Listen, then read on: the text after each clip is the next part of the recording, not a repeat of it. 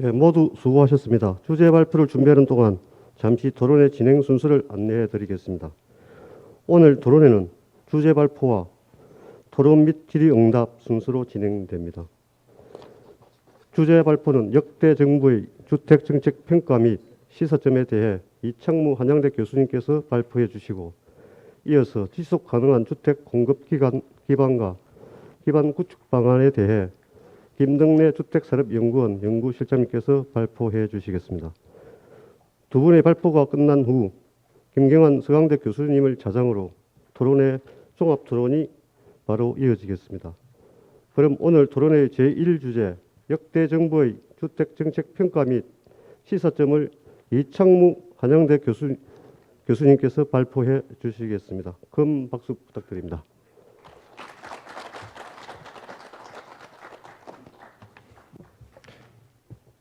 네, 안녕하세요. 소개받은 한양대 이창무입니다. 네, 중요한 시점에 이런 좋은 자리에 초대해 주셔서 감사드립니다.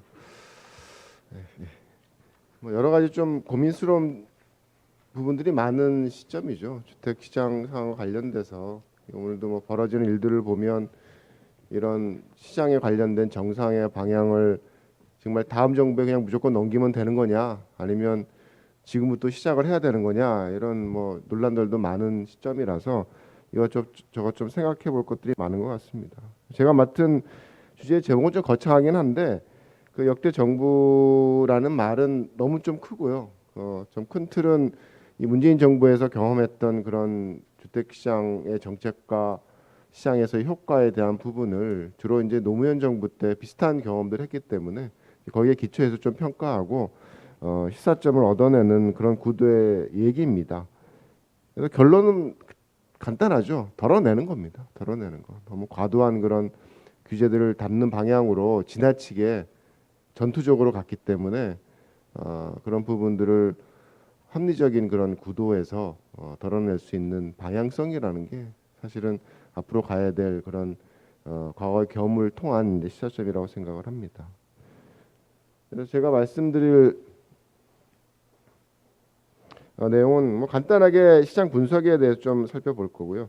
특히 좀 이 자료를 뭐 여러 번 계속 업데이트를 해서 이제 관련된 뭐 세미나마다 조금씩 애들 하는데, 이제 이번에는 이게 뭐 높다 낮다에 대한 논란들이 많아서 꺼질 거냐 말 거냐 뭐 이런 얘기들도 많고, 그래서 과연 어느 정도 오른 거냐, 어느 정도 높은 거냐에 대한 좀 판단의 기준이 있어야 될 것 같아요. 그래서 좀 국제적인 비교를 조금 추가를 했고요. 그 다음에 뭐 역대 정부와 관련된 부분 아까 말씀드렸듯이 이제 노무현 정부와의 비교를 통해서 좀 함의를 얻고자 하는 거고, 가장 중요하게 있던 국내 주택 시장에 있어서 여러 가지 정책적인 틀을 굉장히 왜곡시킨 그런 가장 기본적인 근간은 다주택자를 어떻게 다루냐의 문제입니다. 굉장히 긍정적인 역할에 대한 부분을 무시해버리고 가는 그런 구도 속에서 우리가 겪고 있는 여러 가지 아픔들이 많죠. 그래서 이제 그 부분들에 대해서 뭐 취지는 좋을지 모르지만 시장은 그렇게 반응을 안 하니까, 그래서 시장의 효과에 대한 부분을 조금 더 살펴보고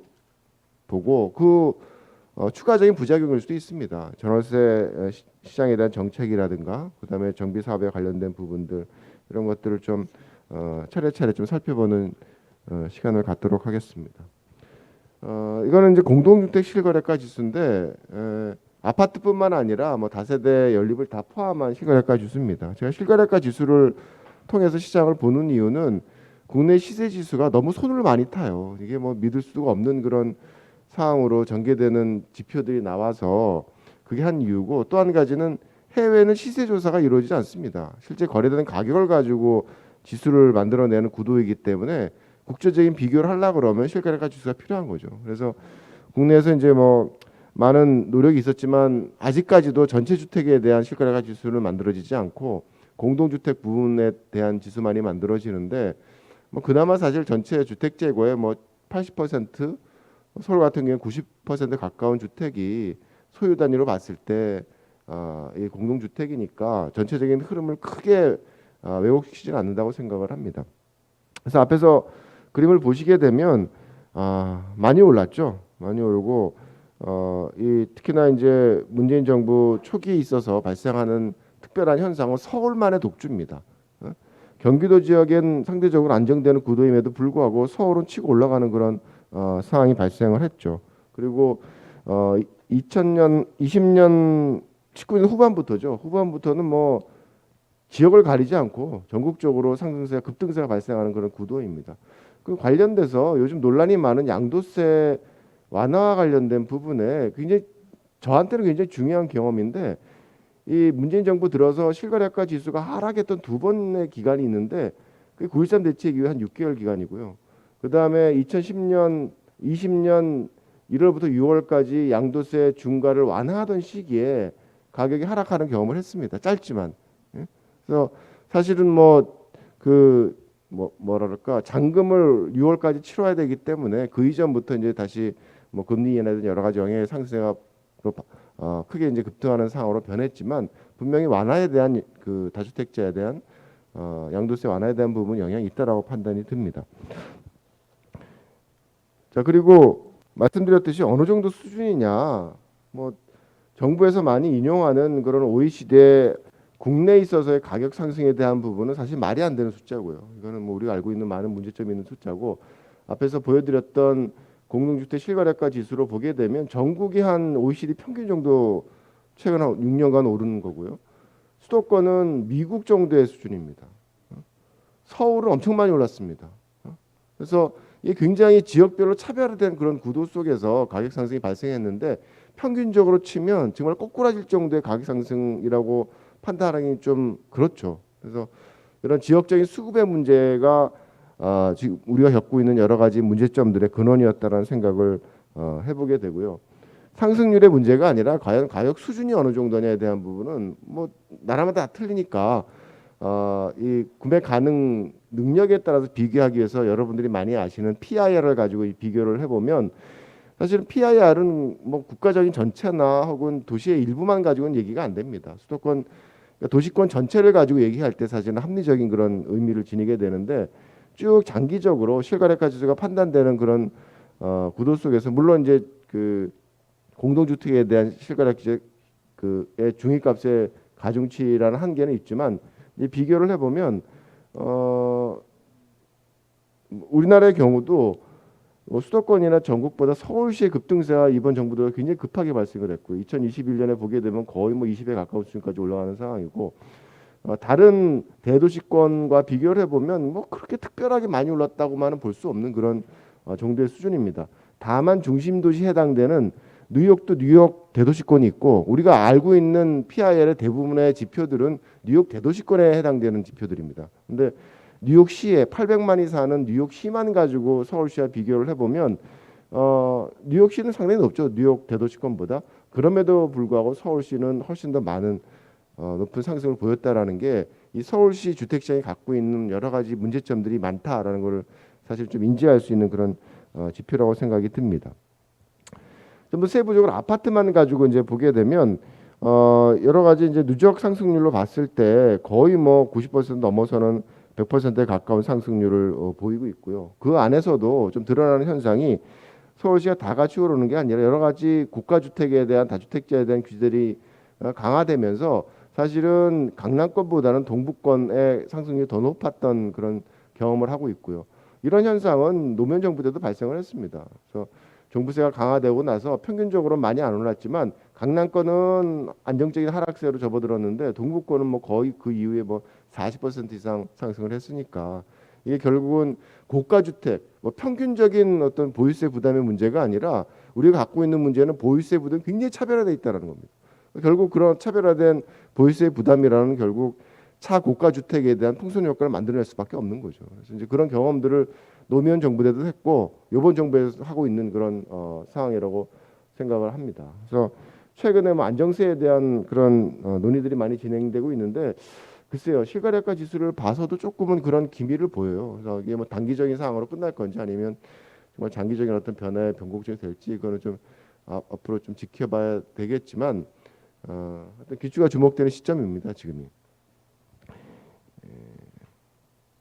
자, 이런 어떤 가격 상승이라는 게 단순하게 뭐 투기에 의한 기대 심리에 의한 변동이었냐를 보기 위해서 전세 지수를 가지고 비교를 해보면 서울만의 독주라는 게 아파트 매매가에만 나타나는 현상이 아니라 전세가에도 나타납니다. 그래서 여러 가지 것들이 수급에 대한 문제 때문에 발생하는 그런 연결고리를 갖고 있다라는 그런 이해를 할 수가 있고요. 특히나 이제 전월세 시장에 있어서는 그 2020년 임대차 입법 시행 이후 그다음에 710 대책에서 여러 가지 종부세에 대한 강화가 발표되면서 그 효과가 급격한 어떤 급등세로 변모하는 그런 결과를 만들어냈죠. 그래서 여러 가지 것들이 좀 시장이 굉장히 왜곡되고 있다라는 그런 느낌을 많이 받을 수밖에 없는 그런 상황으로 전개되고 있습니다. 이거는 서울시에 우리가 갖고 있는 주택 시장이 뭐 전세 시장과 매매 시장뿐만 아니라 월세 시장도 갖고 있거든요. 그래서 우리만의 독특한 그런 기제 속에서 복잡한 전월세 시장의 문제를 한꺼번에 봤을 때 이 뭐 매매가와 전세가와 월세가 같이 움직이는 게 아닙니다. 경우에 따라서는 같이 가기도 하고 따로 가기도 하고 굉장히 복잡한 구도로 움직이는데 다만 2020년 7월 이후에는 다 같이 급등세입니다. 다 같이. 예.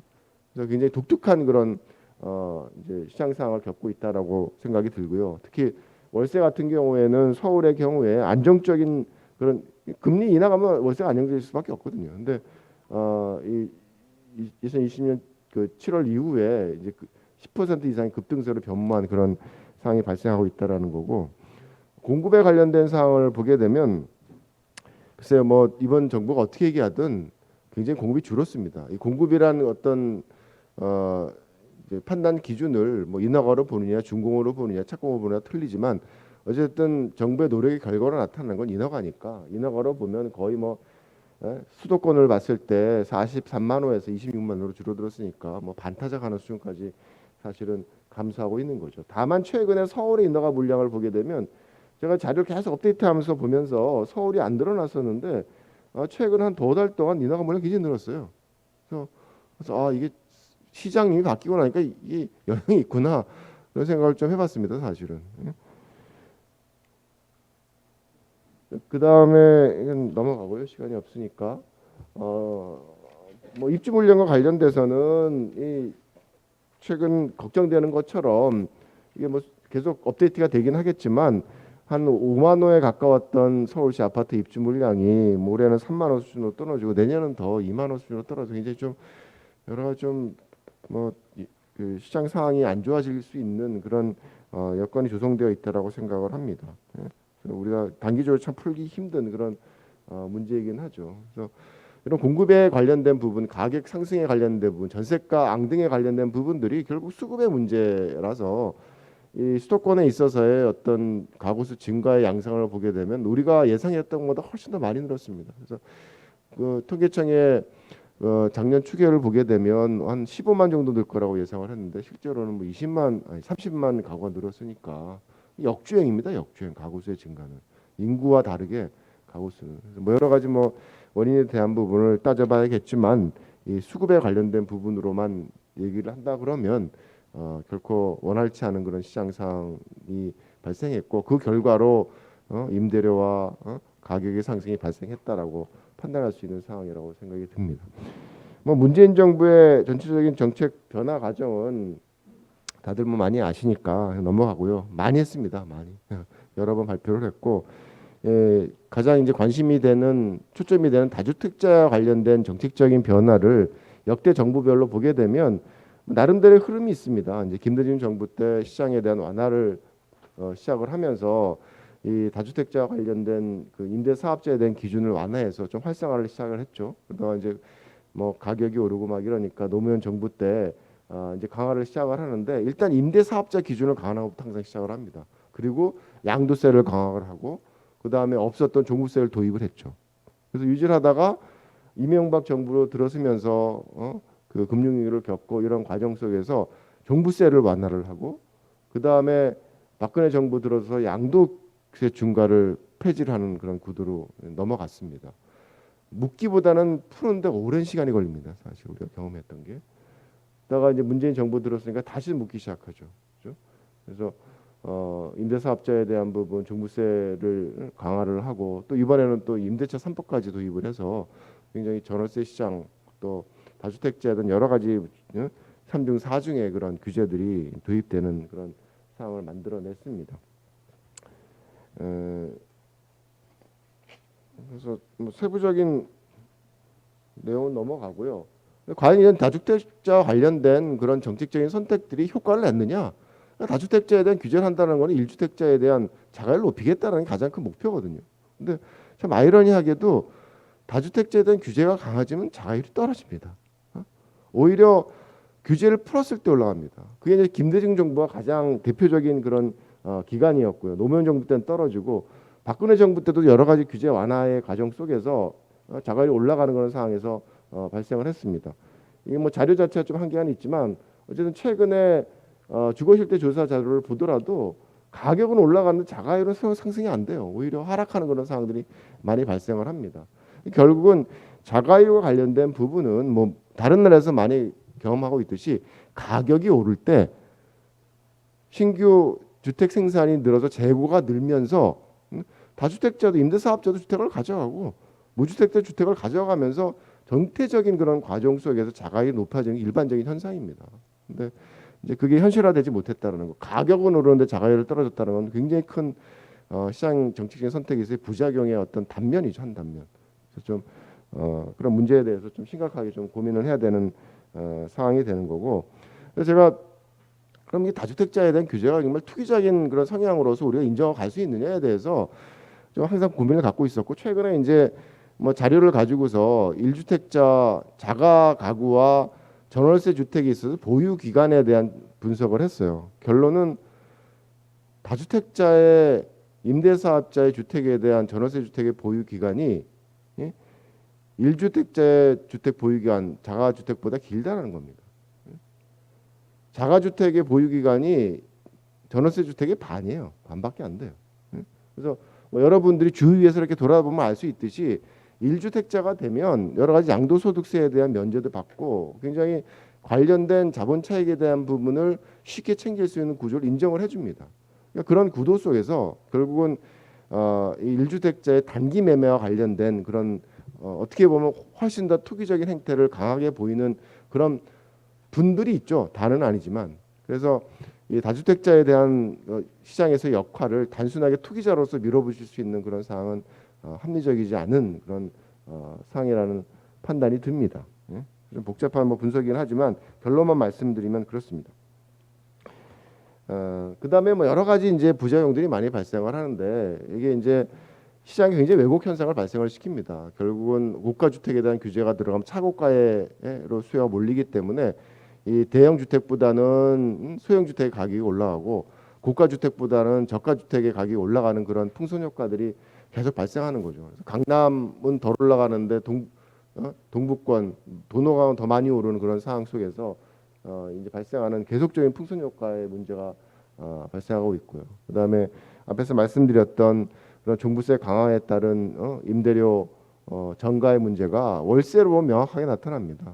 그래서 이게 뭐 요번에만 나타나는 것이 아니라 노무현 정부 2006년 말에 종부세가 굉장히 강화됐거든요. 실제로 그 당시에도 올해 부과된 고지서 때문에 사람들이 경악하는 것처럼 그때 노무현 대통령이 종부세 고지서 받아봐라 억할 거다 억소리 날 거다 그런 얘기를 했었거든요. 그래서 실제로 그런 영향들이 이제 월세에 대한 보유에 대한 부담을 이런 조세 전가로 이제 발생시킬 수밖에 없는 게 이제 시장이라고 그걸 인정을 해야 되는 거죠. 수 없이. 그래서 그런 현상이 발생하고 있는 상황이라고 생각을 하고 이게 뭐 경기도 사실 더 오릅니다. 14% 오르는 상황이라서 참 앞으로 어디까지 갈지 좀 걱정이 되는 그런 상황이기도 합니다. 이게 과연 현실적으로 양도세 중과 관련된 부분이 이게 지속 가능한 그런 과세의 틀이냐? 그래서 취득할 때 12% 내야죠. 뭐 보유할 때 최고 6% 보유세 내야죠. 팔 때 75%인데 지방 소득세까지 한 85% 내야죠.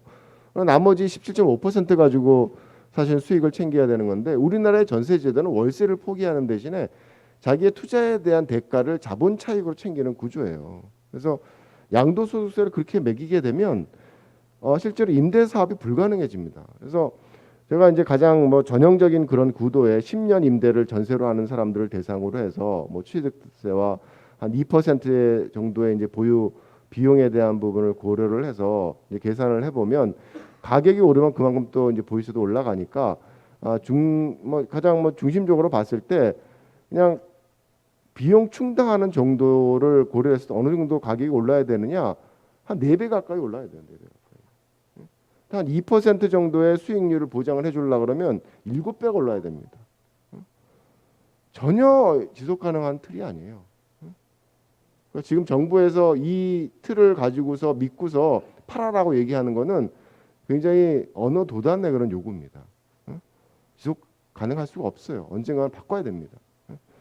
그래서 정부의 선택이 강요된다고 이 시장이 변화할 수 있는 그런 구도가 아니라는 말씀을 드리고 싶습니다.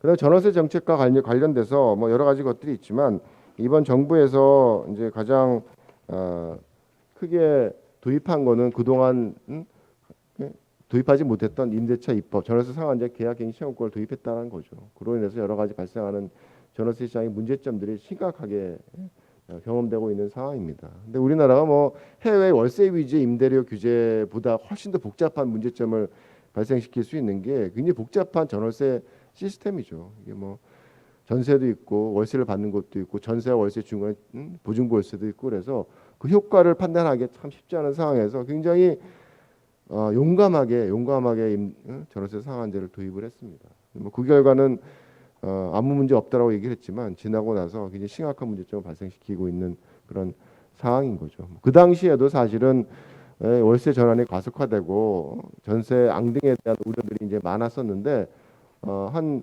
5% 정도의 일반적인 시장의 상황이라 그러면 10%의 추가적인 상승, 5% 추가적인 상승, 10%의 상승을 만들어낸다는 그런 시뮬레이션 결과도 있고 그랬습니다. 네, 현실화됐죠, 사실은 현실화됐죠. 네, 그래서 이건 이제 뭐냐면 그럼 전월세 상한제에 대한 바인딩 효과라는 게 어떤 역할을 하느냐? 그러니까 독일도 3년간 15%인가요? 하여튼 뭐 2년간 15%인가의 그런 임대료 규제가 있었는데 바인딩하지 않을 때는 아무 문제가 없습니다. 근데 임대료 규제가 바인딩하게 되면 문제가 생기기 시작하는 거예요. 예? 지금 난리잖아요, 지금 독일이. 예? 그래서 우리나라 시장도 아파트 시장 연립 다세대 시장이 다 틀립니다. 이건 이제 전월세 시장은 뭐 전세도 그렇고 월세도 그렇고 문제점인데 최근에 이제 전세 시가가 지수와 월세 시가 지수를 가지고서 이게 신규 계약과 갱신 계약을 분리를 해야 되는 요구 조건인데 지금 막 뒤섞여서 되고 있으니까 실제적인 가격 변동을 잘 모르죠. 그래서 그 신규와 전체를 나눠서 이제 비교를 해보면 실제로 많이 안 오른 월세 시장은 신규와 갱신의 차이가 없어요. 바인딩 이펙트가 없다라는 겁니다. 근데 같은 연립다세도 전세의 경우에는 바인딩 이펙트가 발생을 합니다. 그래서 신규 계약은 많이 오르고 그렇지 않은 계약의 차익은 이중 가격이 형성되는 구도가 있다라는 거죠. 그래서 시장 자체의 가격 상승, 임대료 상승 압력이 높으면 전월세 상한제에 대한 바인딩 효과, 프리미엄에 대한 효과도 크게 발생을 한다는 겁니다. 그래서 앞으로 뭐 어떤 식으로 이 전월세 상한제를 털어갈 거냐에 대한 부분에 있어서 사실 5년 전에 논의될 때는 1년에 5%, 2년에 10%였는데 뭐 아무 말 없이 2년에 5%가 돼 버렸어요. 그래서 사실은 좀 그 징검다리 구도로서 어떤 상승 폭에 대한 어떤 완화를 통해서 이제 전월세 상한제 어떤 폐지로 가는 수순을 밟는 것도 한 번쯤은 고민해 볼 수 있는 그런 방향성이라고 생각을 합니다. 자, 그다음에 정비 사업 결국 서울의 문제죠. 서울의 어떤 공급에 대한 문제를 해결하기 위한 여러 가지 정책적인 선택들을 고려할 수가 있는데 결국은 정비 사업입니다. 답은 다른 것들은 다 양념들이고 간식들이죠. 그래서 정비 사업에 대한 부분이 문제가 사실은 됐었고 이번 정부에 있어서 도시재생 사업으로 정비 사업을 대체하려고 그랬고 이게 뭐 이번 정부에서 시작한 게 아니라 사실은 박원순 시장 시기부터 굉장히 강하게 뉴타운 출구 전략을 피면서 정비 사업을 억제를 하고 이런 도시재생 사업을 활성화하고자 하는 노력을 했는데 그 결과는 우리가 지금 겪고 있는 현상이죠. 그래서 이 박원순 시장의 임기 기간 동안 서울의 아파트 입주물이 굉장히 감소를 했습니다. 평균적으로 뭐 한 4만 5천 호 정도 되는데 그 이하로 좀 떨어졌으니까 뭐 최근 한 2년 동안에 입주 물량이 많다 그러는데 그래봤자 장기적인 평균 수준입니다. 그래서 그런 결과를 나타나는 게 사실은 서울의 인구가 줄어드는 상황이고 가장 선호되는 그 서울 대도시권 중심 도시 인구가 줄어드는 게 당연한 현상은 아닙니다. 도쿄에도 인구가 늘고 있고 그만큼 노력을 하면서 그래서 어느 정도의 공급이 필요하냐에 대한 부분에 최소한 서울의 인구를 유지할 수 있는 정도 수준의 상황을 만들려 그러면 어느 정도의 주택을 신규로 생산을 해내야 되느냐를 계산을 하게 되면 생각보다 서울에 공급되는 주택 공급 물량이 많습니다. 신규 물량이. 아파트뿐만 아니라 비아파트 포함해서 한 8만 호 정도가 계속 유지되는 상황이었고 근데 그게 부족해서 실제로 한 11만 호 넘어서는 공급량이 발생을 해야지 그나마 서울의 인구가 안 주는 상황을 만들어낼 수 있다는 겁니다. 그래서 우리가 생각하는 것보다 훨씬 더 많은 공급에 대한 필요성이 있다라는 거고요. 이게 서울만의 문제가 아니라 서울 대도시권에 있어서 이 사회에 겪는 사회적인 비용의 문제와 연결되어 있습니다. 이게 보게 되면 여러분들 이제 뭐 이 차 타고 밖으로 나가다 보면 그냥 시각적으로 느낄 수 있는 게 서울의 도심에 해당되는 지역은 뭐 옛날에 고층 아파트인데 이제 저층 아파트죠. 12층, 15층이면 유지되어 있는데 저쪽 용인 쪽 넘어가면 50층만 올라갑니다. 주거 밀도가 외곽이 높다라는 것은 굉장히 큰 장거리 출퇴근을 발생시키는 구도라서 OECD 국가 중에 통근 시간이 가장 깁니다.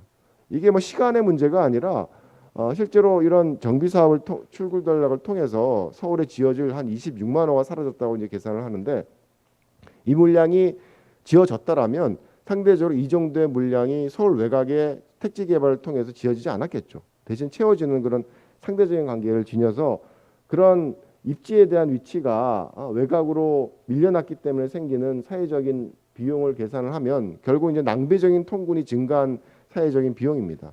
그래서 여러 가지 이제 뭐 관련된 학술적인 그런 자료들을 이제 활용을 해서 계산을 해보면 그 수준이 연간 1조 원입니다. 1조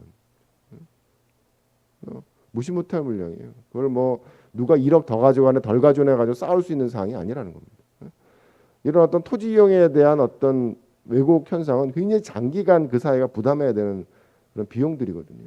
그래서 단순하게 주택 시장의 문제가 아니라 서울 대도시권에 있어서의 도시의 효율성과 관련된 토지 이용의 어떤 구조와 관련된 그런 부분에 굉장히 큰 부작용을 만들어내고 있다라고 생각이 듭니다. 근데 정비 사업을 활성화시키려고 하면 항상 나오는 문제가 개발이익 분배의 문제죠. 개발이익 분배. 근데 사실은 이 개발 이익과 관련돼서 정비 사업은 신규 택지 개발 사업보다 훨씬 더 리스크 비용이 큰 거고 그걸 고려한다고 우리가 생각하는 것보다 훨씬 더 버퍼가 많은 개발 이익을 보장을 해야지 사업이 진행될 수가 있습니다. 그래서 과거에 진행됐던 사업들의 어떤 수익률을 비교를 해보면 성공한 사업들, 실패한 사업들이 많은데 성공한 사업들의 수익률을 비교를 해보면 한 9% 정도 연간 수익률이니까 5년 사업을 한다 그러면 뭐 50%의 총 수익률을 보장을 해줘야 되는 거죠. 생각보다는 굉장히 많은 개발 이익을 100% 환수해야겠다고 덤벼들면 사업이 진행이 안 됩니다.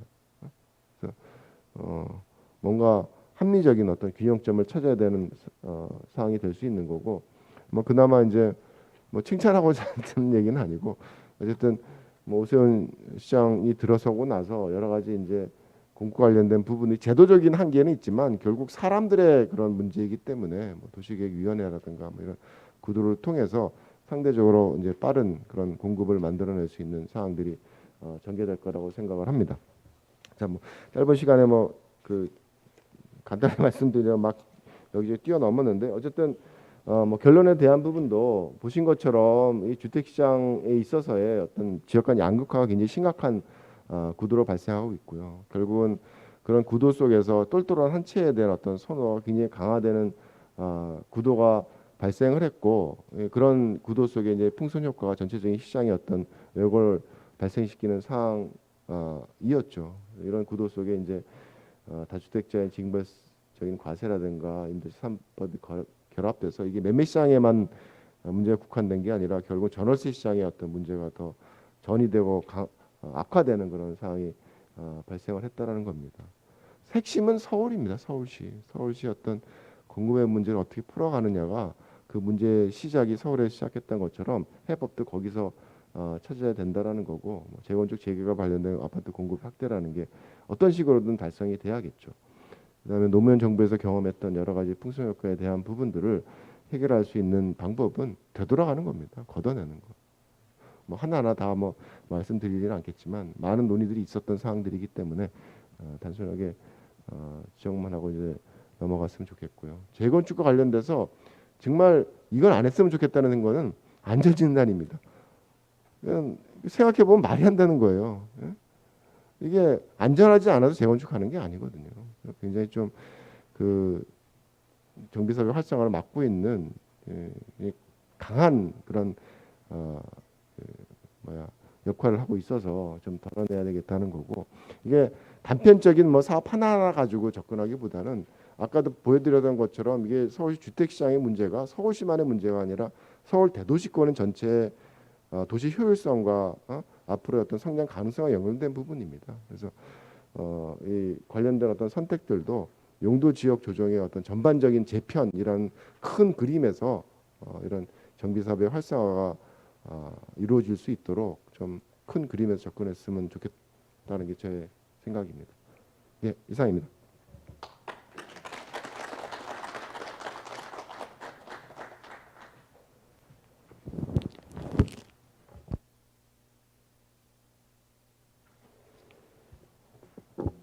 예, 수고하셨습니다. 이어서 제2주제 지속 가능한 주택 공급 기반 구축 방안을 김덕래 주택산업연구원 연구실장님께서 발표해 주시겠습니다. 큰 박수 부탁드립니다.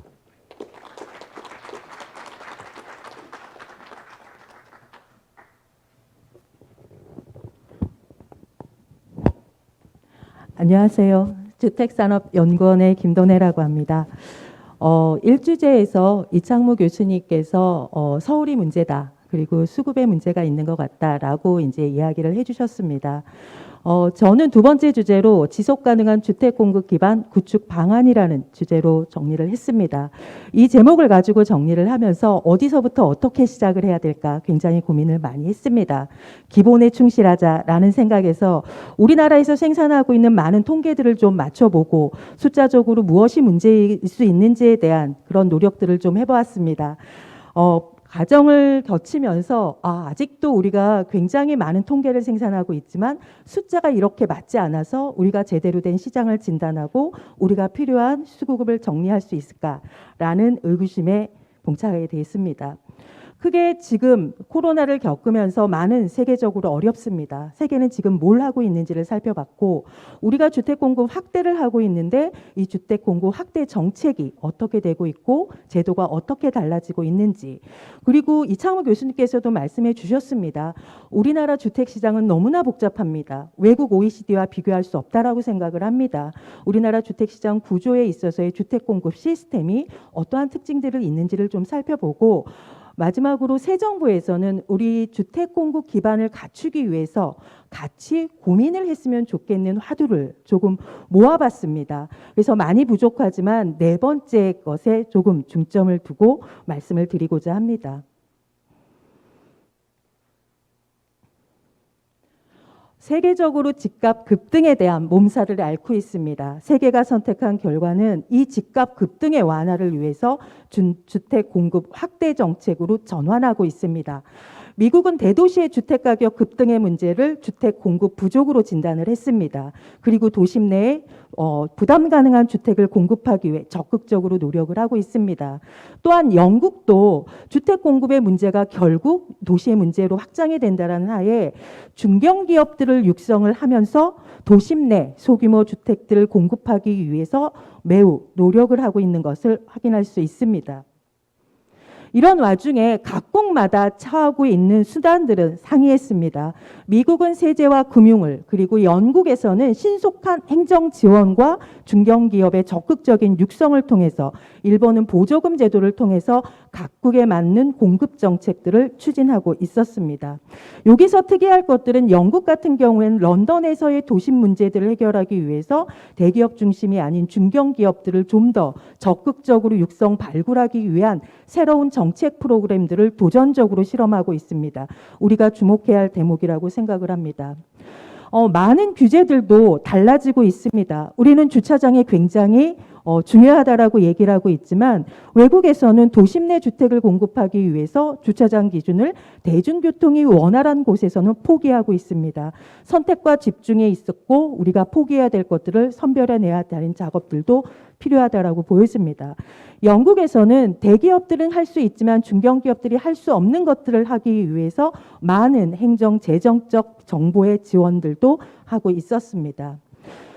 이러한 주택의 양적인 부분만이 아니고 세계에서는 주택의 질적인 문제에 대한 고민들도 굉장히 많이 하고 있습니다. 주택이라고 하는 것은 우리 삶에 있어서의 가장 기본적인 권리이고 그리고 더 나은 미래와 더 나은 삶에 대한 기본 요건이라는 그 전제하에 적절한 주택을 어떻게 공급 확대할 것인가에 대한 세계적인 논의들이 굉장히 많습니다. 더 이상 주택 공급 정책이 물량 중심이 아니고 질적으로 전환해야 되는 시기이기도 합니다. 세계적인 이러한 상황 속에서 우리는 대량 주택 공급이 주는 시장 안정의 경험을 가지고 있습니다. 이미 1기 신도시, 2기 신도시를 경험하면서 그 이후에 주택이 본격적으로 공급이 되었을 때 주택 가격이 안정되는 경험을 경험했습니다. 그렇기 때문에 3기 신도시를 비롯해서 지금의 현 정부가 추진하고 있는 주택 공급 정책이 차질 없이 진행되어야 될 필요성이 있다라고 보여집니다. 현 정부가 처음부터 주택이 필요하다라고 생각하진 않았었습니다. 처음에는 주거복지 로드맵을 통해서 임대주택 확충에 전력을 했었습니다. 그 이후에 주택시장이 불안해지면서 3기 신도시를 비롯해서 수도권에 30만 호 공급을 발표를 하는 것으로 공급 정책에 대한 이야기를 시작을 했습니다. 불과 2, 3년 사이에 현 정부의 공급 정책은 30만 호, 127만 호, 그리고 올해 3080 대책이 나오면서 200만 호까지 공급 물량이 급격히 확장하는 정책으로 진행되어 온 것을 알 수 있습니다.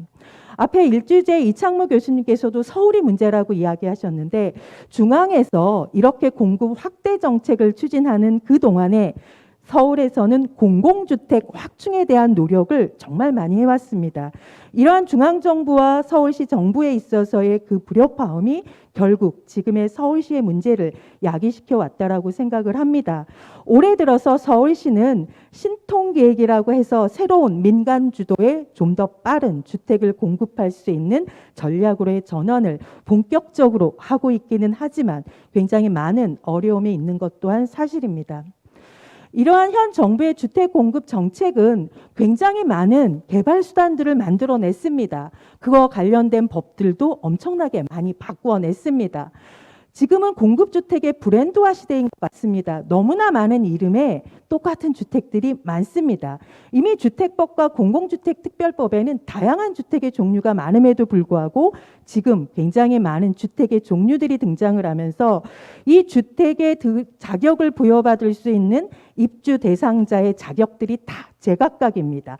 수요자 입장에선 굉장히 혼란스러운 상황이고 가점제, 추첨제를 지나서 이제는 사전 청약까지 그리고 일반 특별 우선 공급에 그리고 민영주택과 국민주택까지 배분하는 방식이 너무 복잡해져서 일반 국민들이 이해하기가 어렵습니다. 서울시 내 주택 공급을 하기 위한 택지 마련이 어렵기 때문에 토지주들의 적극적인 참여를 유도하고 있지만 지난하고 굉장히 어려운 과정을 실험하고 있다라고 보여집니다. 민간에 대해서는 굉장히 제한적인 참여를 그리고 공공 직접 시행 정비 사업에서는 민간을 전혀 참여할 수 없는 구조로 그리고 공공이 들어가게 되면 많은 규제들을 완화해서 지원하는 이런 이원적인 방식으로의 공급 주체 전략들을 추구하고 있습니다. 상당히 고무적이라고 저는 생각을 합니다. 도심 내 주택을 공급할 수 있는 방법은 공실이 나고 있는 비용도의 주거 용도들을 적극적으로 전환하는 방식들을 취하고 있고 우리가 주택이 더 이상 하드적인 것만이 아니기 때문에 여기에 사람들이 좀 더 나은 생활을 할 수 있게끔 서비스를 연계하고자 하는 노력들은 굉장히 바람직하다라고 보여집니다. 문제 사업은 정비 사업이라고 이야기를 하셨습니다. 우리가 이 대목에서 하나 생각할 것이 있습니다. 우리는 1990년대를 거치면서 소규모 정비 사업이 가지고 있는 문제점으로 우리가 필요한 기반 시설을 도심 내 확충할 수 없다라고 하는 문제에 직면을 했었고, 그렇기 때문에 대규모 정비 사업으로 뉴타운 사업을 실행을 했었는데 금융위기를 거치면서 이것들이 좌초됐습니다. 결국 주민의 직권과 그다음에 시장의 직권으로 해제를 하고 다시 소규모 정비 사업으로 회귀를 하고 있는데, 과연 이런 것들이 전방위적으로 확충이 되었을 때 나중에 도심 내 필요한 우리의 기반 시설을 충분히 만들어낼 수 있을 것인가라고 하는 소규모 정비 사업과 도시가 가져야 되는 경쟁력과 질에 대해서도 같이 고민할 필요가 있다라고 보여집니다. 여전히 전통적인 정비 사업에 대한 제약, 그리고 1기, 2기 신도시 2기와 3기 신도시에 대한 전략적을 확충하면서 1기 신도시에 대한 논의의 부재, 이런 것들도 한계가 있다라고 보여집니다. 특히 공급을 제어할 수 있는 공급 가격 규제에 대한 부분들도 우리가 적절한가에 대한 논의들이 반드시 선행이 될 필요가 있다라고 보여집니다. 전체적인 공공과 민간에 있어서의 공급 전략뿐만이 아니고 우리나라에 약 600만 가구 정도가 살 것이라고 추산이 되어집니다. 민간 임대주택 시장은 한마디로 카오스 상황인 것 같습니다. 과연 이런 우리가 1994년에 제도를 도입해서 만들어온 민간 임대주택 시장을 어떻게 우리가 건전하게 재구성할 것인지에 대한 논의 또한 굉장히 필요하다라고 보여집니다. 세계는 공급 확대를 위해서 매우 노력을 하고 있습니다. 우리도 공급 확대를 하기 위해서 노력을 하고 있습니다. 과연 우리가 어떠한 우리만의 방식으로 해야 되는지에 대한 고민이 필요합니다. 이 두 표의 숫자가 굉장히 많습니다. 이거 정리하는데 생각보다 저 여러 날 밤을 샜는데 나중에 이 자료들은 가지고 우리가 통계가 얼마나 잘 안 맞고 있는지에 대해서 좀 학술적으로 논의를 하고 싶습니다. 이 자리에서 결론적으로 말씀을 드리고 싶은 것은, 우리는 전세라는 제도가 있기 때문에 약 800만 가구 정도가 다양한 임차 방식으로 살고 있습니다. 그런데 이들 가구는 공공임대나 분양전환 임대주택에 사는 비중은 높지 않습니다. 결국 33%가 민간임대주택에서 살고 있다라고 하면 이들 가구에게 있어서의 주거 불안정이 더 커지고 있는 것이 아닌가라는 것에 대한 우려와, 우리는 주택, 거처, 주택, 그리고 주택 이외의 거처, 너무나 다양한 공간에서 살고 있지만 이런 것들에 대한 통합적 논의가 없습니다. 우리는 가구를 기준으로 수급을 이야기를 하지만 우리 분양은 세대 단위로 합니다. 우리 주민등록 기준에 있는 세대와 가구가 맞지 않습니다. 청약 가입 또한 개인 단위로 할 수 있기 때문에 2,700만 명이 가입을 하고 있습니다. 언제든지 세대 분류할 수 있다라는 얘기인 겁니다. 수요 지표와 공급 지표에 있어서 이런 차이들을 이제 정밀하게 한번 따져봐야 될 시기라고 생각을 합니다. 우리는 재고주택에 너무나 관심이 조금 부족하지 않나라는 생각이 듭니다. 우리가 1년에 분양하는 거 30만 호 정도 됩니다. 하지만 이미 우리 시장에는 1,800만 호가 넘는 재고주택이 있습니다. 우리는 그동안 1960년대부터 지금까지 이어오면서 아파트가 급격히 증가를 했습니다.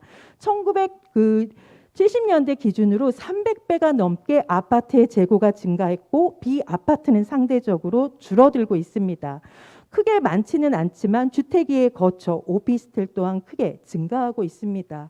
이러한 부분들에 있어서의 우리의 주택 유형의 변화를 좀 살펴야 되고, 2000년대에 들어서 주택 재고가 연평균 40만 호 이상씩 증가해 왔습니다. 2017, 18, 19, 3개년 동안은 50만 호가 넘는 재고가 늘었습니다. 작년에 2020년에는 45만 호로 재고량이 줄었습니다. 우리는 공급 확대 정책을 위해서 계속 노력해왔지만 작년에 실질적인 재고량 감소가 가격의 불안을 야기시키지 않았나라고도 생각을 합니다. 신규 건설주택도 굉장히 중요하지만 우리의 재고주택 시장에 대한 관리도 이제는 매우 중요하다라고 생각을 합니다. 우리는 절대적으로 아파트가 많은 시장 구조의 특성을 가지고 있습니다. 하지만 세계 어느 나라도 우리나라만큼 아파트가 많지 않습니다. 유럽이나 OECD의 평균이 우리나라 주택 정책, 주택 공급 정책의 참조 지표일 수는 있지만 기준이 될 수 없는 이유라고도 생각을 합니다. 이런 아파트 중심의 우리나라의 특성이 반영된 그런 주택 공급 전략이 필요하다라고 생각을 합니다. 우리는 다가구 주택이 있습니다. 전체 단독주택의 한 20% 정도를 차지하는 80만 호의 다가구 주택은 실제로 살고 있는 사람의 숫자를 계산해 보면 300만 가구가 넘습니다. 이러한 차이가 결국 시장에서의 수급의 차이로 나타나면서 오는 불안 요인도 있을 것이라고 판단이 되어집니다. 우리는 여전히 주택 보급률과 그리고 글로벌 스탠다드 기준이라고 하는 인구 천인당 주택수를 가지고 여전히 계산을 하고 있습니다.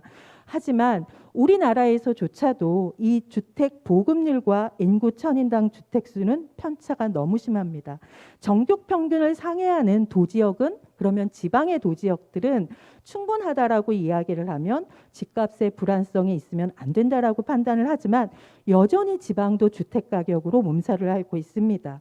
과연 우리가 쓰고 있는 이 주택 보급률, 인구 천인당 주택수는 우리의 공급 시장을 정확하게 진단할 수 있는가에 대한 고민도 필요하다라고 생각을 합니다. 광역시 중에서 상대적으로 집값이 오르지 않아서 지역 주민들이 고민하는 지역은 광주입니다. 그리고 최근에 집값이 굉장히 많이 올라서 고민하는 지역은 대전입니다. 상대적으로 재고량이 어느 정도 있는 광주는 그래도 주택 가격의 변동성이 적습니다. 하지만 재고량이 적은 대전은 변동성이 크기 때문에 우리가 어떠한 시장을 만들 것인가라는 고민은 우리가 가지고 있는 재고의 양에 대한 고민들도 함께 해야 된다라고 판단을 합니다. 우리나라의 재고 수준이 과연 적정한 것인가? 우리는 과연 얼마나 많은 재고량을 가지고 있어야 되는가라는 고민들도 필요하다라고 보이십니다.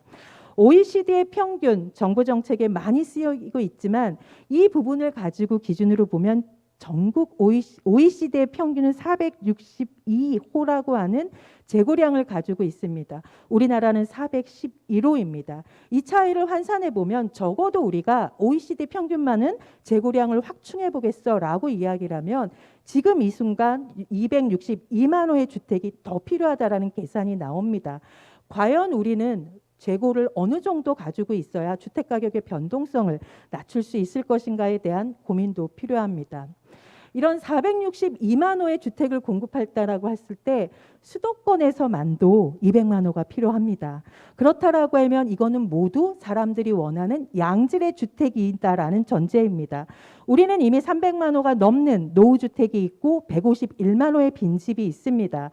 여기에 가구는 증가하고 있고 최저지구 기준 미달주택들도 많습니다. 이러한 것들을 모두 포함했을 때 우리는 얼마나 많은 주택을 공급하고 얼마나큼의 재고량을 갖춰야 되는지에 대한 고민이 필요하다라고 보여집니다. 250만 호를 공급하겠다라고 하는 양쪽 대선 주자님들의 공약들이 있습니다. 어느 정도 462 OECD 평균 정도의 물량은 맞출 수 있을 거라고 생각을 합니다. 여기에 지금 늘어나고 있는 노후주택 그리고 재고주택에 대한 관리의 이야기도 같이 포함되어져야 될 필요가 있다라고 보여집니다. 문제는 서울이라고 이야기를 합니다. 인구와 가구를 보시면 서울에 한 18% 정도가 집중이 되어 있습니다. 그런데 주택, 거처 이런 걸로 환산해 보면 전국에 있는 주택의 비중보다 낮습니다. 결국 사람은 많이 살고 있는데 절대적인 주택의 재고가 부족한 이런 서울의 문제가 있습니다.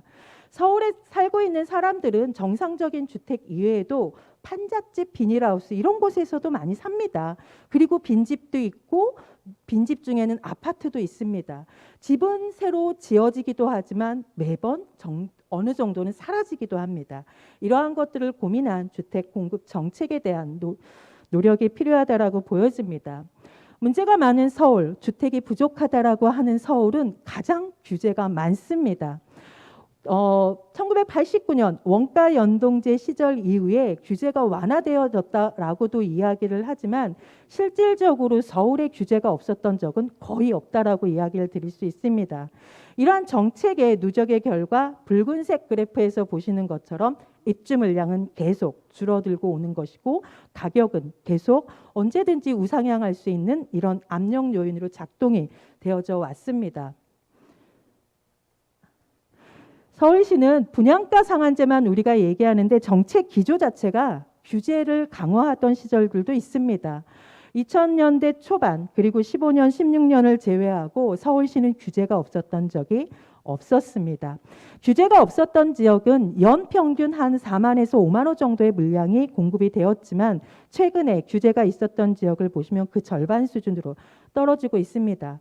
서울시는 문제는 결국 분양 물량 중에 한 60에서 80%는 정비 사업에서 나온다라는 거고, 정비 사업은 조합원분이 있기 때문에 일반 국민 시민들에게 나올 수 있는 일반 분양무는 거의 20%에서 40%밖에 되지 않습니다. 결국 서울은 정비 사업을 정상화시키고 고밀화 계획을 통해서 일반 시민들에게 갈 수 있는 주택의 물량을 늘려야 되는 이유이기도 합니다. 서울은 당장 입주 물량 감소를 고민해야 합니다.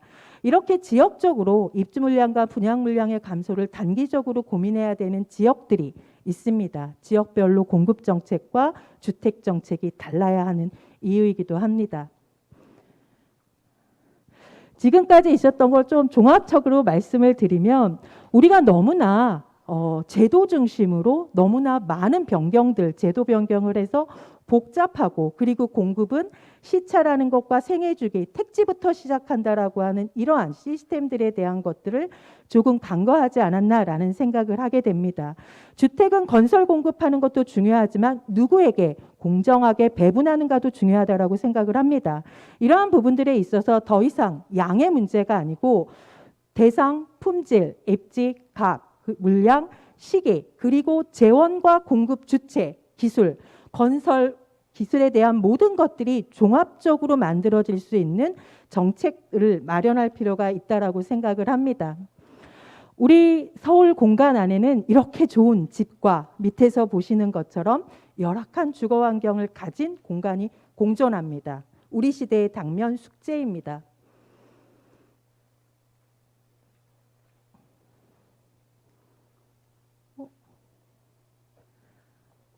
그 열악한 주거 환경, 도시 빈자들의 최후의 주거지라고 하는 지옥고 밑에 쪽방이 있습니다. 서울시에 있습니다. 그런데 이런 쪽방 속에서는 쪽방의 건물주가 최대 수익을 올리고 있는 이런 악순환의 문제들을 우리는 주거정책, 주택정책 속에서 같이 고민해야 된다라고 생각을 합니다. 우리가 추구해야 될 주택정책과 철학과 비전이 무엇인지 다시 세워야 된다라고 생각을 합니다. 또한 주택 공급에 있어서 주거기본법에서 정하고 있는 이 주택 공급 원칙을 제대로 재정립하고 규제 정책에서 질적 공급 정책으로 대전환해야 될 필요도 있습니다. 이런 공급 정책의 목표를 설정하는 과정에 있어서 우리들의 국민은 도대체 무슨 생각을 하는지 반영해야 될 것 같습니다. 주택 보유 의식 80%가 넘습니다. 매우 높습니다. 원하는 주택 유형을 보면 우리는 다양한 거처에서 살지만 결국 노후에는 아파트 아니면 일반 단독주택, 마당 딸린 일반 단독주택을 원합니다. 우리가 젊었을 때는 작은 집에서 살더라도 나이가 들어간다라고 하면 원하는 주택에서 살 수 있는 주택 정책을 마련해야 하지 않을까라고 생각을 합니다. 우리는 재고주택 시장에 대해서의 중요성을 다시 한번 생각해 볼 필요가 있습니다. 연령대별로 집을 마련하는 방식은 신규 분양이 다가 아닙니다. 20%만이 신규 분양 시장에서 재고주택을 통해서는 기존의 매매 거래를 통해서 60%가, 그리고 내 땅에 건축물을 지어서 신축을 통해서 증여 거래를 통해서 다양한 방식으로 집을 마련하고 있기 때문에 집을 마련하는 방법의 다양성에 대한 고민들도 같이 해야 된다라고 보여집니다. 사람들이 이사하고 싶은 이유가 결국 좋은 집이었습니다. 현재 이 집으로 이사 온 이유를 보면 지방에서 살수록 고소득일수록, 그리고 자가일수록 좋은 집을 선호하지만 앞으로 이사하고 싶은 집을 보시면 이런 것이 무색할 정도로 모든 사람들이 좋은 집을 선택을 하고 있습니다. 결국 시설이나 설비가 좋은 집으로 모든 계층에서 원하고 있습니다. 우리가 질적인 공급 정책에 좀 더 집중해야 되는 이유입니다. 우리는 직주 근접을 굉장히 강조합니다. 하지만 광역교통망이 이제는 너무나 잘 되어 있기 때문에 오히려 수도권에서는 원하지 않습니다. 그렇다라고 하면 실질적으로 전월세 가구라든가 아니면 저 외곽에 살고 있는 이런 사람들이 오히려 직주 건접을 더 원하고 있습니다. 저소득 가구에게 그리고 취약계층들에게 직주 근접을 해서 살 수 있는 도심 내 주택을 공급해야 되는 이유이기도 합니다. 지금까지 말씀드린 것들을 토대로 7가지의 전략을 굵직굵직하게 말씀드리겠습니다. 공급 대책 차질 없이 지속해야 합니다. 또한 중단되어 있는 택지 계획, 공공 택지 계획 마련해야 합니다. 장래 가구 추계를 분석을 해보면 여전히 서울로 집중이 되어질 것 같습니다. 30대와 70대가 더 서울로 오고 싶어 합니다. 이러한 부분에 수도권의 집중 양상을 어떻게 우리가 완화할 것인지에 대해서는 국토 균형 발전 차원에서 수도권 억제 정책 차원에서 다시 재점검해야 되고, 수도권 집중 완화를 위해서 저는 지역 거점을 좀 더 강력하게 투자해야 된다라고 생각을 합니다. 세 번째, 투트랙 정책입니다. 자가 소유 지원 정책과 임대주택 정책은 병행해야 합니다. 임대주택 강조만 해가지고는 사실 80%가 넘는 사람들의 마음을 달래주기 어렵습니다. 재고주택 시장에 대해서 이제는 4만 불 시대 세컨드하우스 두 번째 주택에 대한 인정도 필요해 보입니다. 일기 신도시의 재구조와 전략 계획을 전반적으로 우리가 일기 신도시 계획했을 때처럼 만들 것을 제안하고, 신규 건설에 있어서는 좀 너무 복잡한 제도를 좀 단순화하고 배분 규칙을 다시 한번 재정립했으면 좋겠습니다. 민간 임대주택 정상화하고 임대주택에 있어서 걸림돌이 되고 있는 표준건축비 현실화가 필요합니다. 다주택자에 대해서는 지속할 수 있는 방안들에 대한 모색과 더불어서 공공주택에 우리가 임대주택을 자꾸 확충하자고 하는데, 우리 나라는 물량으로만 보면 세계에서 손을 꼽습니다. 적정 임대주택의 물량을 산정해보고 공공분양 확충이 필요하지 않을까라는 생각이 들고, 공공주택 펀드도 만들었으면 좋겠습니다. 네 번째, 공공과 민간은 협업이 될 수 있을지는 여전히 의구심이지만, 저희가 경험하다시피 공공주도만으로는 공급정책의 문제를 해결할 수 없습니다. 민간의 역할을 정상화하고 과도한 개발 이익은 환수하되 미래산업의 주역으로서의 자리를 만들어 나가야 할 것 같습니다. 사익과 공익은 균형을 이루어야 합니다. 그리고 민간 기업 또한 ESG 경영과 사회적 책임을 좀 더 강화할 필요가 있다라고 보여집니다. 민간 기업은 원가 절감을 위한 노력을 더 많이 해야 하는 것이고, 정부는 너무나 복잡한 심의, 통합 심의로 일어나서 비용을 절감시켜 줘야 합니다. 또한 분양 보증의 독점 문제를 해소하기 위해서 주택사업 공제조합을 신설하고 각종 인증 제도를 좀 간결하게 만들 필요도 있을 것 같습니다. 공공의 역할 재정립해야 합니다.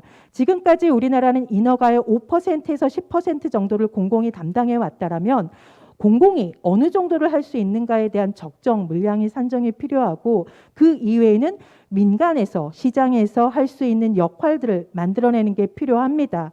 정부가 반드시 해야 하는 것은 주택산업 기반으로서 많은 기업들이 해외로 나갈 수 있는 토대를 만들어줘야 된다라고 보여집니다. 또한 공급 생태계도 우리는 공공 아니면 민간, 이원 구조입니다. 다원화 구조로 만들어야 됩니다. 비영리재단에서 그리고 등록임대주택을 통해서 이 중간지대를 만들어내는 노력이 필요하다라고 보여집니다. 가격 규제는 전반적으로 초과 수요를 양상시키기 때문에 재점검 필요가 있습니다. 주택 수요뿐만이 아니고 사람들이 원하는 선호에 대한 고민들도 이제는 필요하다라고 생각이 듭니다. 마지막으로 제안하고 싶습니다. 너무나 많은 변화가 저를 비롯해서 많은 국민들을 힘들게 하고 있습니다. 적어도 도시와 주거 정책은 바뀌면 안 된다라고 생각을 합니다. 대통령 산하 직속 기관으로 주가 주거 도시 전략위원회 설치를 제안합니다. 정책 실명제를 도입하고 사후 정책 평가를 통해서 무분별한 입법을 견제할 필요가 있다라고 생각을 합니다. 미래 세대를 위해서 전략은 좀 수기 과정을 통해서 합의를 통해서 만들어내고, 주택과 도시와 건축은 통합해야 합니다. 그리고 여기에 조세와 공급, 금융과 기술은 연계되어야 된다라고 생각이 듭니다. 우리는 빅데이터 시대입니다. 언제까지 이렇게 엑셀 작업만 해야 될지 잘 모르겠습니다. 좀 더 주택 관련 데이터들을 고도화시키고 고품질화시켜서 양질의 데이터를 통한 주거 정책이 될 수 있게 해야 될 것 같습니다. 국가의 고객은 국민입니다. 그리고 기업은 고객 중심 경영이듯이 국가도 국민 중심의 경영을 해야 된다라고 보여집니다. 새 정부는 새로운 리더십이 필요하다라고 생각을 합니다. 세계적인 리더십 전문가 워런 베니스가 이야기를 했습니다. 정책의 일관성, 언행일치, 신뢰감, 성실성 꼭 필요하다라고 생각을 합니다. 50년의 시간이 흘렀고 우리는 이제 50년을 준비해야 합니다. 덜어내야 될 것 같습니다. 그리고 너무 복잡합니다. 단순하게 시키고 우리가 과거 50년 동안 잘 활용했던 제도는 이제 과감히 버리고 새로운 미래를 위한 새로운 혁신적인 제도로 국민의 눈높이에서 재설계되어야 될 것 같습니다. 이상으로 발표를 마치도록 하겠습니다.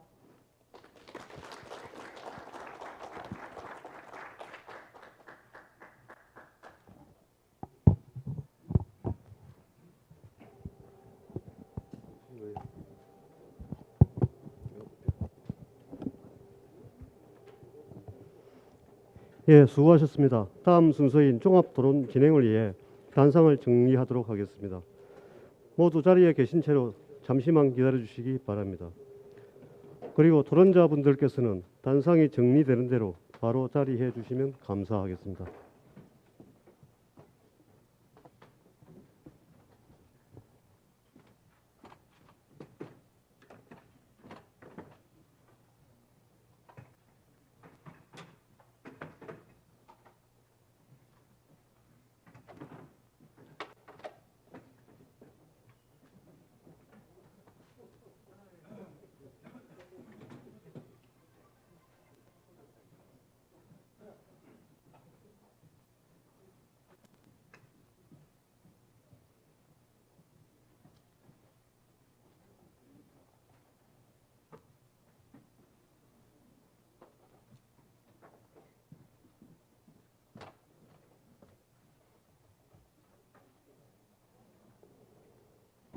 어허.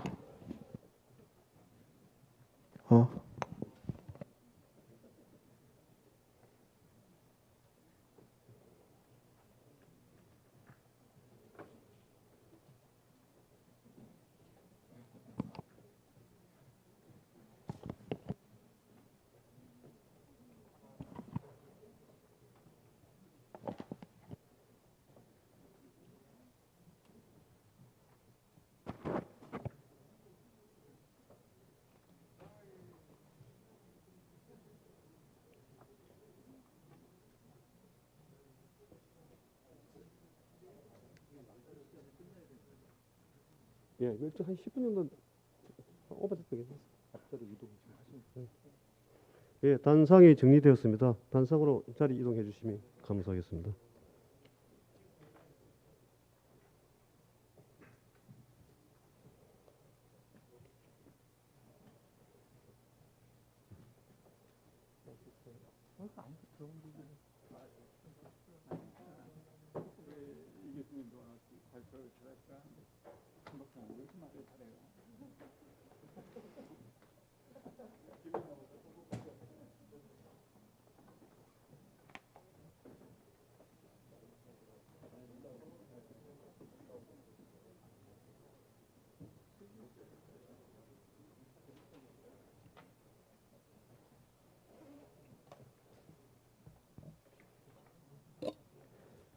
예, 그럼 지금부터 오늘 주제 발표에 대한 종합 토론을 시작하겠습니다.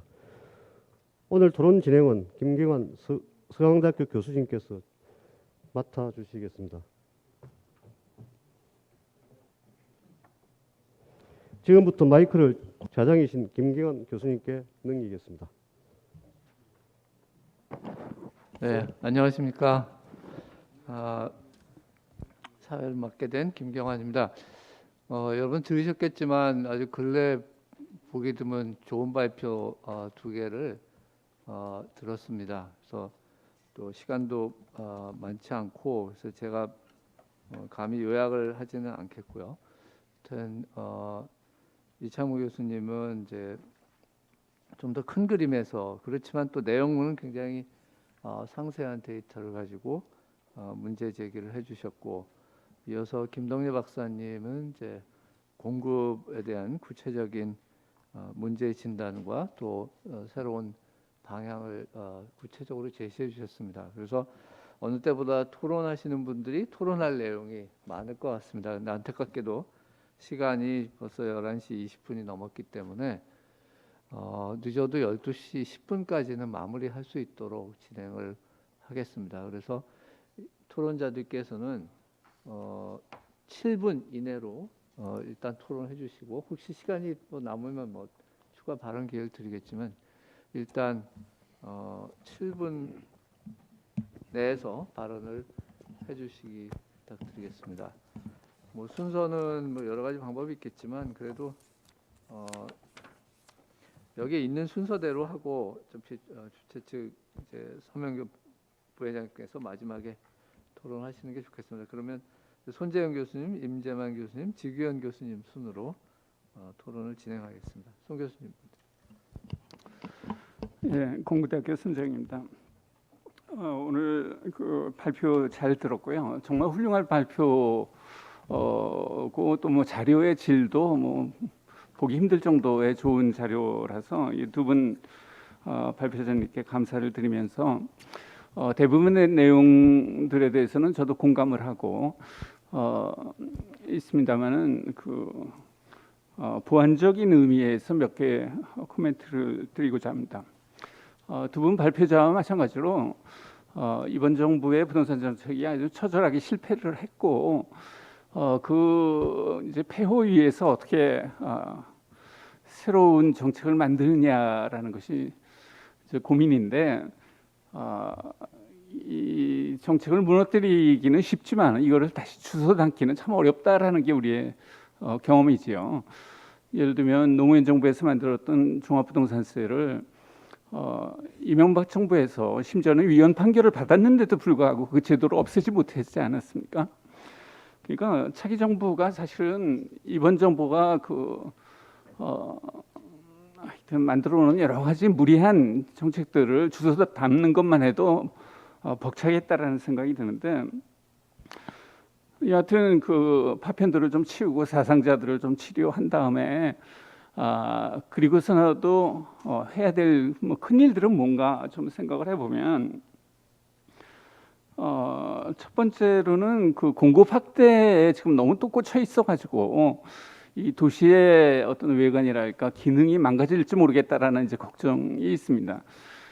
대부분의 그 주택 단지들을 가보면 용적률이 한 250%만 돼도 좀 비좁다라는 생각을 가지게 되는데 뭐 역세권의 800%, 뭐 1000% 뭐 이런 얘기들을 요새 하면서 집을 짓겠다라는 거 아닙니까? 그러니까 이게 기숙사 정도로 활용될 수 있을지는 몰라요. 그렇지만은 여기서 애들을 기르면서 도저히 뭐 생활을 할 수 있는 집의 수준은 안 될 거거든요. 그러니까 주택 공급 확대도 중요하지만 그래도 장기적으로 도시의 어떤 기능이 유지될 수 있을 정도, 삶의 질이 유지될 수 있을 정도가 필요하겠다라는 생각이 들고, 뭐 최근 강남구하고 서울시하고 이 삼성동 부지에 대해서 뭐 티격태격하고 있는 걸 보고 있습니다만은 이런 그 도시의 장기적인 안목에서 좀 의사 결정을 하자 이런 말씀을 드리고요. 주택 공급을 하려고 해도 이제 땅이 부족할 겁니다. 뭐 서울이 결국은 문제가 될 텐데 서울은 제가 볼 때는 이 그린벨트라는 어떤 띠 안에 갇혀 있는 섬과 같은 양상인데 그 안에 있는 땅의 면적이라는 게 고정이 돼 있잖아요. 그러니까 땅이 부족한 문제를 어떻게 해소하느냐의 문제인데 물론 뭐 재건축 재개발도 열심히 해야겠습니다만은 저는 두 가지 추가적인 대안이 있다라고 생각을 해요. 우선 첫 번째는 광역교통망을 좀 확충을 해서 도시 바깥에 그린벨트 바깥이죠. 그린벨트 바깥에 있는 사람들도 서울 시내와 마찬가지로 원활하게 오갈 수 있도록 하자라는 것입니다. 물론 뭐 GTX는 이런 것들이 지금 개발이 되고 건설되고 있습니다만은 그거 말고도 좀 다양한 수단들이 필요할 것 같아요. 뭐 지하철, 전철도 좀 확충을 하고 도로의 병목 구간 같은 것들도 뭐 맨날 막히는데 맨날 막히잖아요. 이런 데들을 뭐 좀 하여튼 개선을 하고 그런 것이 필요하다는 생각이 들고요. 두 번째로 우리가 지금 시점에서 이제 진지하게 좀 고려할 문제는 그린벨트의 규제를 완화하는 문제입니다. 우리 70년대에 그 박정희 대통령이 그린벨트를 칠 때 뭐 여러 가지 목적이 있었습니다만 그 중에 하나는 후손을 위한 여유 공간을 남겨둔다라는 거였거든요. 근데 지금 70년 초부터 시작해서 몇 년이 지났어요. 뭐 40년, 50년 되니까 지금이 후손이지요. 그다음에 이제 인구도 줄어드는데 앞으로 후손이 없어져가는 시대가 아닙니까? 그러면 지금 안 쓰면 언제 쓰겠어요? 그래서 이 그린벨트를 찔끔찔끔 뭐 조그맣게 그냥 갉아먹는 정도가 아니라 적극적으로 활용할 수 있는 방법을 모색해야 될 거고요. 여기 관련돼서 우리 김경환 교수님이 옛날부터 그린은 보존하고 뭐 벨트는 풀자 이런 말씀을 하셨는데 지금 딱 그런 개념으로 장기 계획을 세워서 그린벨트 토지를 활용하는 그런 계획을 세워야겠다라는 생각이 듭니다. 그리고 오늘 두 분 발표에서 그 세금에 관련된 얘기가 별로 나오지 않았다는 생각이 드는데요. 지금 세제를 말하면 뭐 세무사도 모를 정도로 어떤 총체적인 난국인 상황입니다. 뭐 경제 원리에서 보건 조세 원칙에서 보건 또는 뭐 국민의 편익에서 보건 어떤 측면에 있어서도 잘했다라고 볼 수 없는 그런 여러 번의 그 조세 개편이 있었는데요. 예를 들면 종부세 납세자가 2%니까 뭐 그거는 부과해도 괜찮다. 그 뭐 예를 들어서 우리나라의 재벌이 0.1%도 안 될 거 아니에요. 그 0.1% 재산 전부 다 몰수해가지고 국민들 나눠갔지요. 그렇게 안 하는 이유가 있을 거 아닙니까? 그러니까 국민 2%건 3%건 10%건 간에 좋은 세금하고 나쁜 세금을 가르는 기준은 되지가 않는 것이죠. 그리고 이번 정부의 그 조세에 관련된 여러 그 중과세 방안들이 전혀 아무런 원칙 없이 이루어졌다는 아주 대표적인 사례가 그 장기 보유 특별공제에 관련된 일입니다. 양도소득세의 장기 보유 특별공제는 자산의 명목적인 가격이 오르더라도 그것이 구매력 상승을 수반하지 않는 거라면은 세금 부담을 할 이유가 없다라는 그런 아주 근본적인 조세 원칙에 기인한 것이거든요. 다주택자든지 뭐든지 간에 이 장기 보유 특별공제는 똑같이 주어져야 되는 거죠.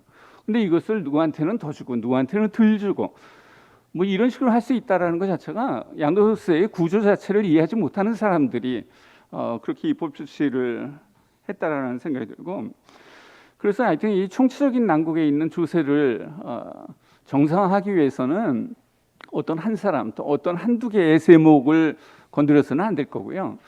이 조세 정상화위원회 정도라는 어떤 큰 작업을 통해서 세제를 정상화해야 해야 되겠다라는 생각이 듭니다.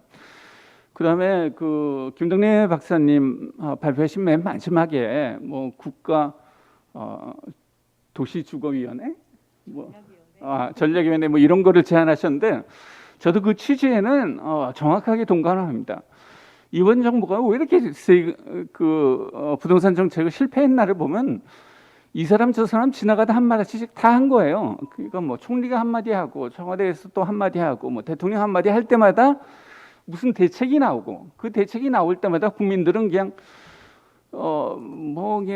그 밤잠을 못 자면서 고민하는 나날이 이어지고 이런 일이 20몇 번씩 있었던 겁니다. 그러니까 이 부동산 정책에 대해서 좀 경지성을 부여하는 게 좋겠다. 누가 뭐라고 하든지 간에 그것이 그 즉각적으로 정책화되지 않도록 심의하는 기관이 필요하겠다라는 생각이 들고, 저는 그걸 단순히 심의기구가 아니라 통화에 있어서의 금융통화위원회처럼 이것도 심의 의결기관으로 만들어서 국토부 상위에 적어도 부동산 정책에 관련돼서는 상위의 그런 어떤 장기 전략 뭐 어떤 의사결정 기관이 있었으면 좋겠다라는 생각이 듭니다. 이것이 이번 정권에서 거의 뭐 관료들이 무력화됐잖아요. 관료들을 보면은 이 사람들이 정말 전문가인가? 이 사람들이 의지가 있는 사람들인지 뭐 고시를 통해서 무슨 뭐 선발된 사람인지 알 수 없을 정도로 이 관료들이 무력화돼 있고 뭐 아무런 아이디어도 내지 못하는 이런 상황이 돼 버렸는데, 그래도 위에서 이제 그런 어떤 경직화된 정책을 심의하는 기구가 생기면 관료들도 그 밑에서 좀 숨 쉴 여지가 있지 않게 되나 뭐 이런 생각도 하게 됩니다. 이상입니다. 네, 송 교수님 감사합니다. 짧은 시간에 아주 많은 좋은 제안을 해주셨습니다. 이어서 임재만 교수님 7분 드리겠습니다. 예, 안녕하십니까. 세종대학교 임재만입니다. 워낙 문재인 정부 부동산 정책 실패 얘기는 많아서 제가 좀 도와줄까 하는 마음이 들다가도 저도 항상 어디 가면 문재인 정부는 부동산 정책과 관련해서 정말 성찰과 반성이 필요하다라는 얘기를 제가 굉장히 많이 했습니다. 물론 성찰과 반성을 어디에서 할 것인지, 무슨 철학과 원칙 위에서 할 것인지는 매우 입장마다 다를 수 있습니다. 저는 기본적으로 뭐 진보 정부를 표방하는 정부라면 부동산 시장, 부동산과 관련된 진보적 입장이 무엇인가에 대해서 원칙이 좀 분명해야 된다고 생각합니다. 근데 오늘 이창호 교수님, 김덕래 박사님 발표하시는데 제가 정말 매우 공감하는 말씀들을 많이 하셨습니다. 그 중에서 우리나라 주택 시장의 가장 큰 어려운 점은 저는 전세 문제, 그 다음에 다주택자에 대한 어떤 시각이라고 생각합니다. 다주택자가 투기한다. 뭐 일부 투기하죠. 투기 안 하는 사람이 어디 있습니까? 또 1주택자는 그러면 투기 안 하냐? 1주택자도 투기합니다. 20대, 30대는 뭐 아주 단기 투자로 집을 샀다 팔았다 많이 하면서 소위 말해서 뭐 영끌한다고 하는데 그런 세력보다는 단기 투자하는 세력들이 많습니다. 결국엔 투기는 집값이 오르면 그 시세 차익을 노리는 사람들이 생기는 거고, 그게 1주택자인지 다주택자인지를 굳이 구별할 필요가 없다는 거죠. 막 무주택자도 투기하고 싶은 마음이 없는 건 아닐 겁니다. 그냥 현재 무주택자일 뿐이겠죠. 이게 이제 현재 우리 주택시장, 부동산 시장, 토지 시장의 문제인데 모든 문제는 다 다주택자에게 돌리고 있습니다. 그래서 이번 정부 초기에도 맨 먼저 다주택자 양도세 중과부터 했죠. 그동안 투기 시세 차익 노리고 투기했으니까 그 이익을 실현하지 못하게 하겠다.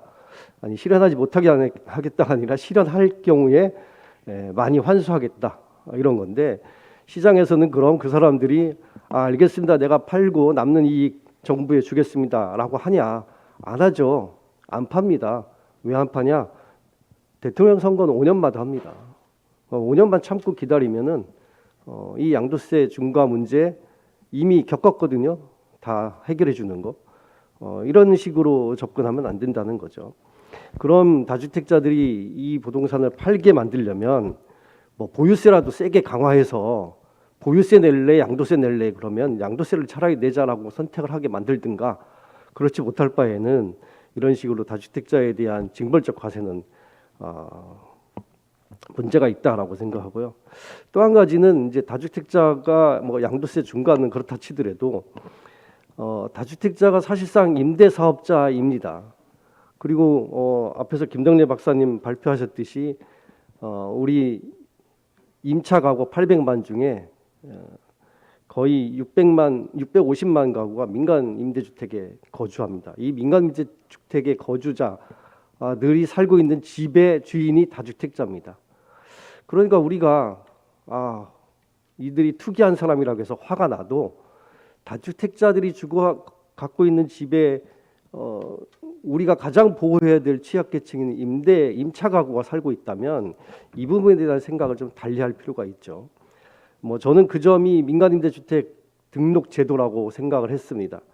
하지만 민간임대주택 등록 제도도 실패할 수밖에 없었던 거는 그 안에 이창무 교수님도 말씀하셨는데 전세 끼고 집을 사서 시세 차익 노리는 시세 차익으로만 수익을 얻을 수밖에 없는 전세라는 제도가 존재한다는 거죠.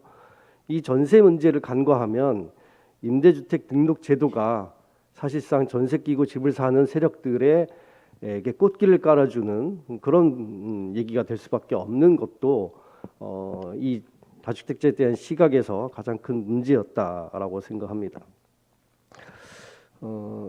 그다음에 이제 최근 들어서 뭐 모든 사람들이 모든 진영이 공급 확대 얘기를 하는데 제가 지식이 좀 부족해서 최근에 경제학 개론책을 한번 다시 봤습니다. 공급은 언제 늘어나는가? 단기적으로는 재기주택이 늘어날 수가 없죠. 뭐 공급 곡선이 수직으로 서 있으니까.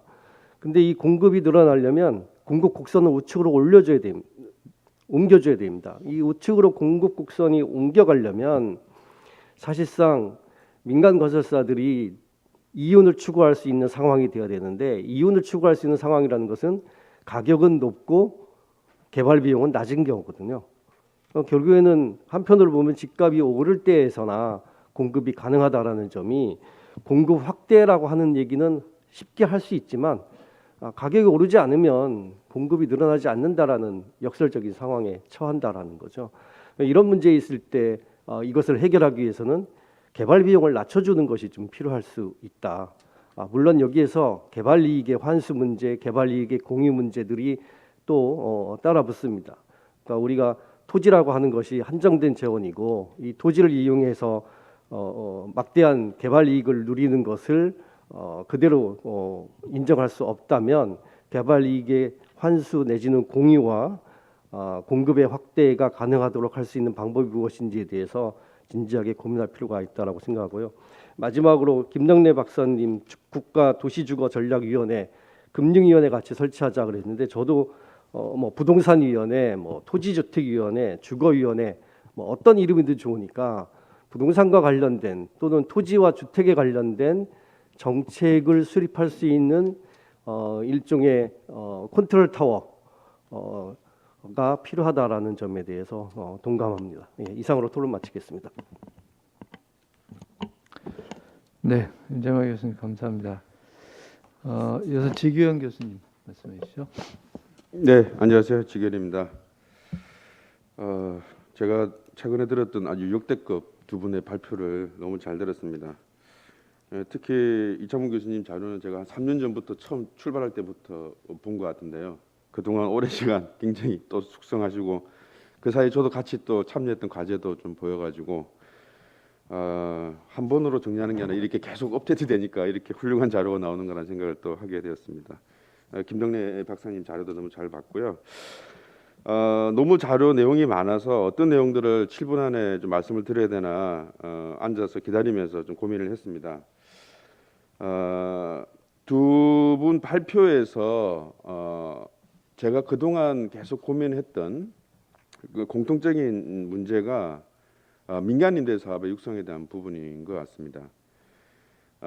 사실상 그 과거 정부에서 민간 임대 사업을 육성하기 위해서 뉴스테이라는 제도가 도입이 되었는데 사실상 다주택자 또 법인들 투기 맡겠다고 종부세, 양도세 부과를 하기 시작하면서 민간 임대 정책이 아예 소멸돼 버렸어요. 그러니까 사업의 관점에서 보게 되면 더 이상 사업을 할 수 없는 구조로 바뀌었다는 것들이죠. 즉 문제의 출발은 저는 여기에 있었다고 봅니다. 주택의 공공성 강화, 굉장히 그냥 듣기에는 좋아 보이는 얘기인데 그러면서 이 정부 들어와서 주택은 투자 대상이 아니고 거주 대상이다. 그러고 나서 그 다음에 연결되는 부분들이 다주택자 관련 규제를 강화하고 이게 돌이켜 보면 그 동안에 어렵게 매매 전세 구조 하에서 월세 시장이 좀 형성되고 있는 산업적으로 형성되는 시장들이 무너지게 된 이유도 여기 있는 것 같습니다. 제가 최근에 그 민간 임대 사업을 하던 분들하고 얘기를 하는 중에 최근에 민간 임대 사업을 하려고 등록 신청을 하기 위해서 오피스텔 한 채를 구입을 했다고 그러더라고요. 1억 5천에 2020년에 매입을 했는데 월 임대료 42만 원인데 연간 하니까 한 500만 원 정도 됩니다. 그런데 며칠 전에 종부세 고지서를 받았는데 360만 원을 받았다고 얘기를 해요.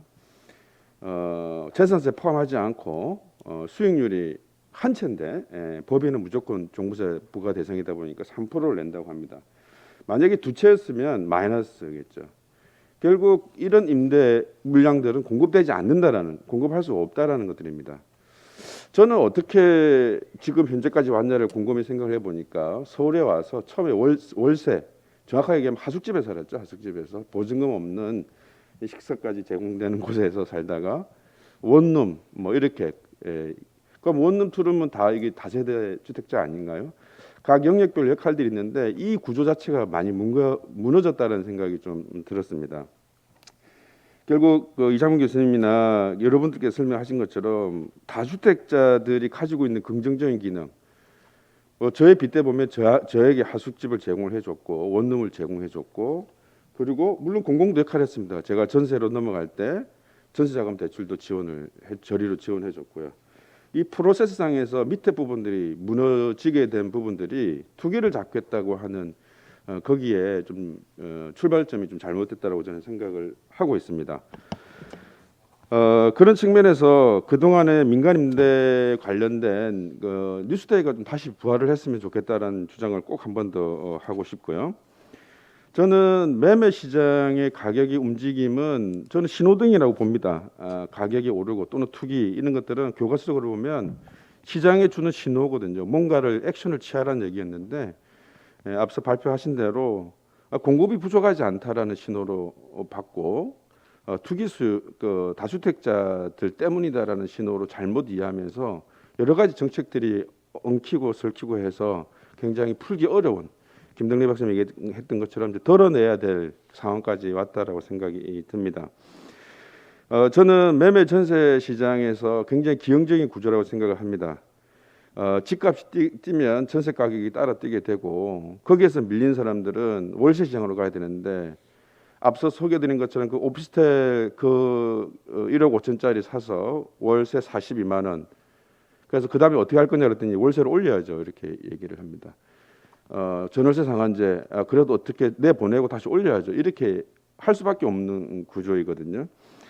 그래서 중산층 라이프 사이클로 보게 되면 제가 청년 시절 때부터 뭐 결혼할 때까지 그 계층으로 한번 비춰보게 되면 이들의 충격들, 가격 상승이나 전세값 상승으로 이 충격을 흡수할 수 있는 곳은 월세형 민간임주택이 풍부하게 공급이 돼야 된다는 것들입니다. 집값이 10% 떨어진다고 해서 이 청년들의 주거 불안 문제가 바로 해결되지 않는 것이거든요. 오히려 역으로 월세값이 40만 원이라든지 50만 원으로 60만 원 오르는 것이 더 그들에게는 더 큰 충격이라고 저는 생각을 하게 됩니다. 따라서 그 매매 전세 시장에만 국한되어 있는 정책이 아니라 이 순수한 민간 월세형 임대 시장이 주택 가격의 변동성의 충격을 좀 흡수할 수 있도록 제도적으로 다시 고민을 해야 되겠다는 생각을 하고 있습니다.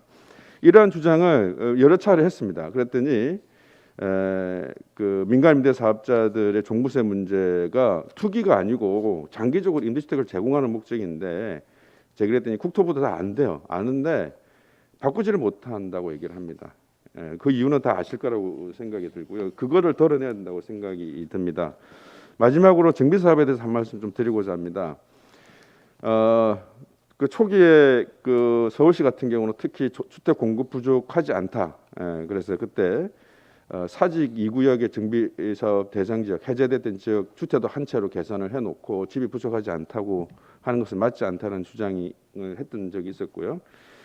근데 지금 최근에 조금 우려되는 부분들을 한 말씀 드리고자 하면 아까 이창문 교수님이 수치를 보여주셨는데 서울시의 PIR이 지금 18배까지 올라가 있습니다.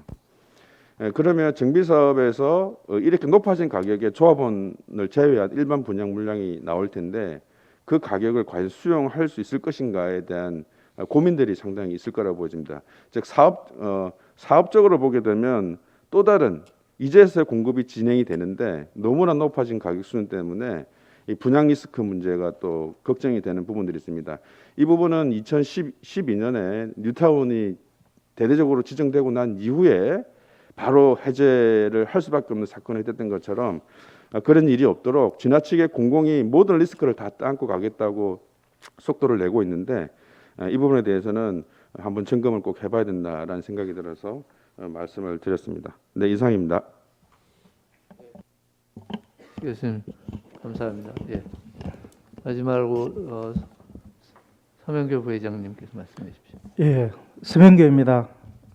두 분 발표 잘 들었습니다. 또 이창모 교수님께서 정말 그 통계 자료가 그 만들기 쉽지 않은 것들인데 참 수고 많으셨다는 생각이 들었습니다. 또 주택 문제를 현재처럼 초래하게 된 여러 가지 원인을 잘 지적하셨고 그 부분에 대해 저도 전적으로 동의합니다. 제시한 대책 또한 마찬가지로 공감합니다.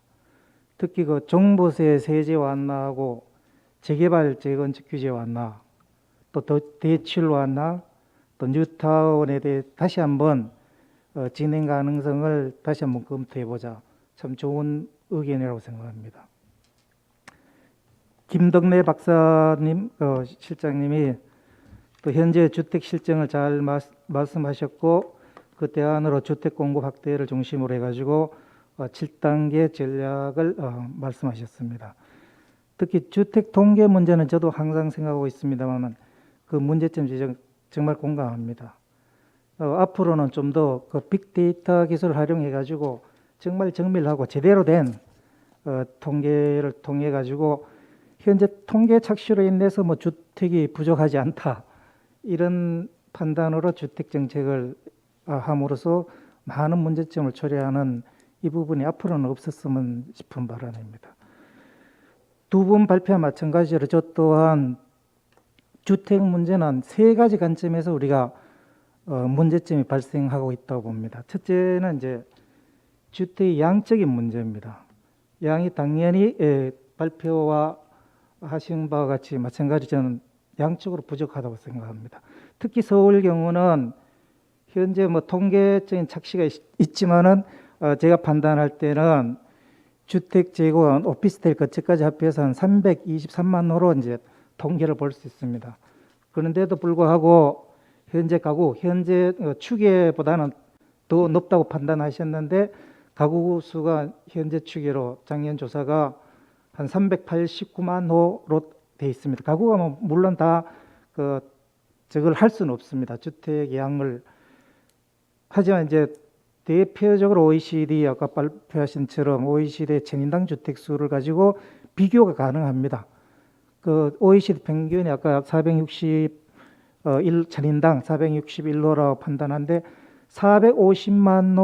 450세대만 호로만 해도 근본적으로 서울은 400만 호가 이상이 필요합니다. 그 상식적으로 생각하면 한 50만에 100만 호가 분명히 양적으로 부족합니다. 두 번째 문제점은 품질 문제입니다. 우리 헌법에서도 이래 되어 있습니다. 헌법에서도 거주 이전의 자유를 보장해 주는 게 14조에 있고 당연히 이동이 자유스러워야 됩니다. 그 부분도 만족 못하지만은 또 35조에 보면 쾌적한 주거 생활을 할 수 있도록 국가가 노력하도록 되어 있습니다. 이 부분을 볼 때 현재 서울만 봐도 아까 발표됐은 30년 이상의 주 아파트의 경우는 30년 이상 됐습니다. 노후대가 우리가 원하는 어떤 품질을 제공 못하고 있습니다. 이창모 교수님께서 발표하셨는데 최소한 연간 한 11만 6천 호를 재개발 재건축을 통해서 공급이 되어야 됩니다. 그 중에는 이제 품질을 올리는 부분도 있고 순수한 순증 효과도 있을 수 있습니다만 제가 평소 판단하는 게 정말 서울은 10만 호에서 12만 호가 계속 재개발 재건축으로 품질을 개선하고 또 순증 효과를 줘야 된다고 판단합니다. 그러나 지난 이제 박원순 시장 이후로 거의 한 6만에서 8만 호 수준에서 머물러 있었죠. 그 누적 효과가 지금 나타난 여러 가지 문제를 야기시키고 있다고 봅니다.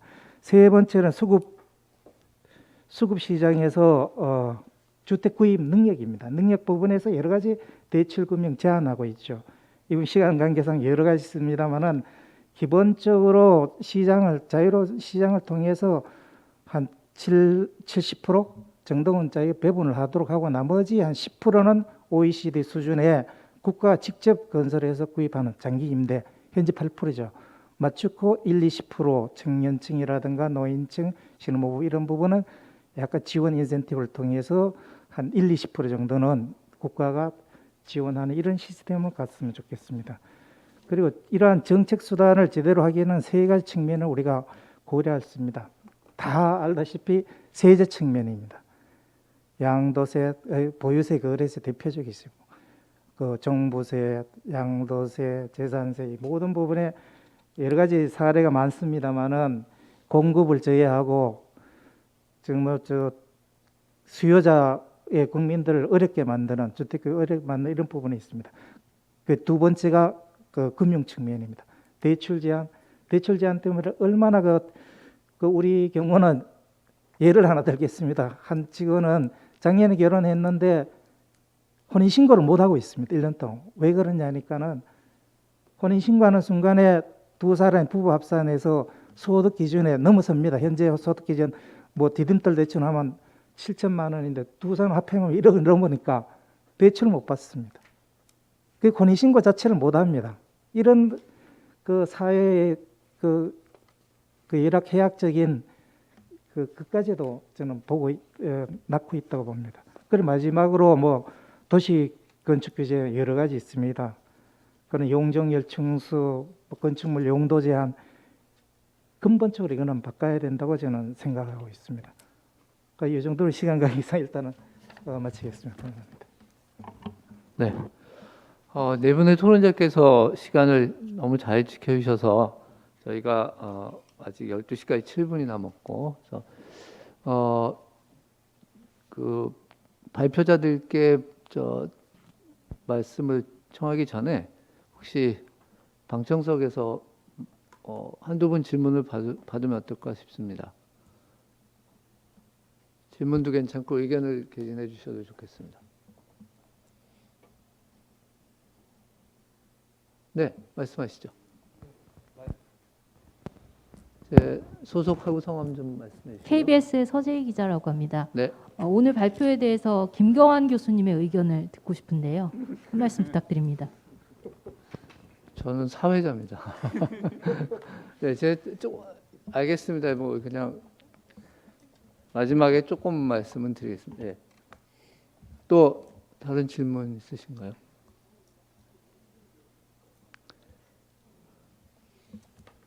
그러면 우선 정말 많은 뭐 좋은 토론이 있었고 또 무엇보다도 저를 포함해서 여기 오늘 오신 모든 분들 또 토론자들께서 입을 모아서 오늘 두 분의 발표에 대해서 칭송을 하셨습니다. 그래서 다시 한번 감사드리고 짧게 중요한 토론에 대해서 꼭 중요하게 하실 말씀을 간단하게 좀 해주시기 바랍니다. 먼저 김덕래 박사님부터 하실까요?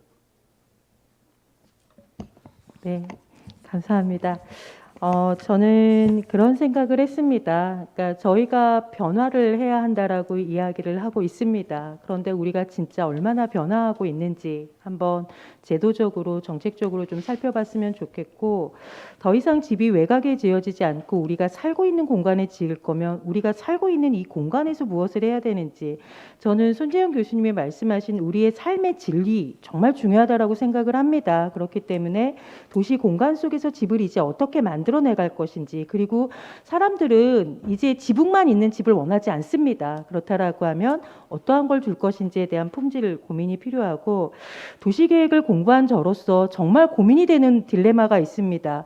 우리는 수도권의 광역교통망 을 확충하자라고 이야기를 하면서 자족 신도시를 건설하자라고 이야기를 합니다.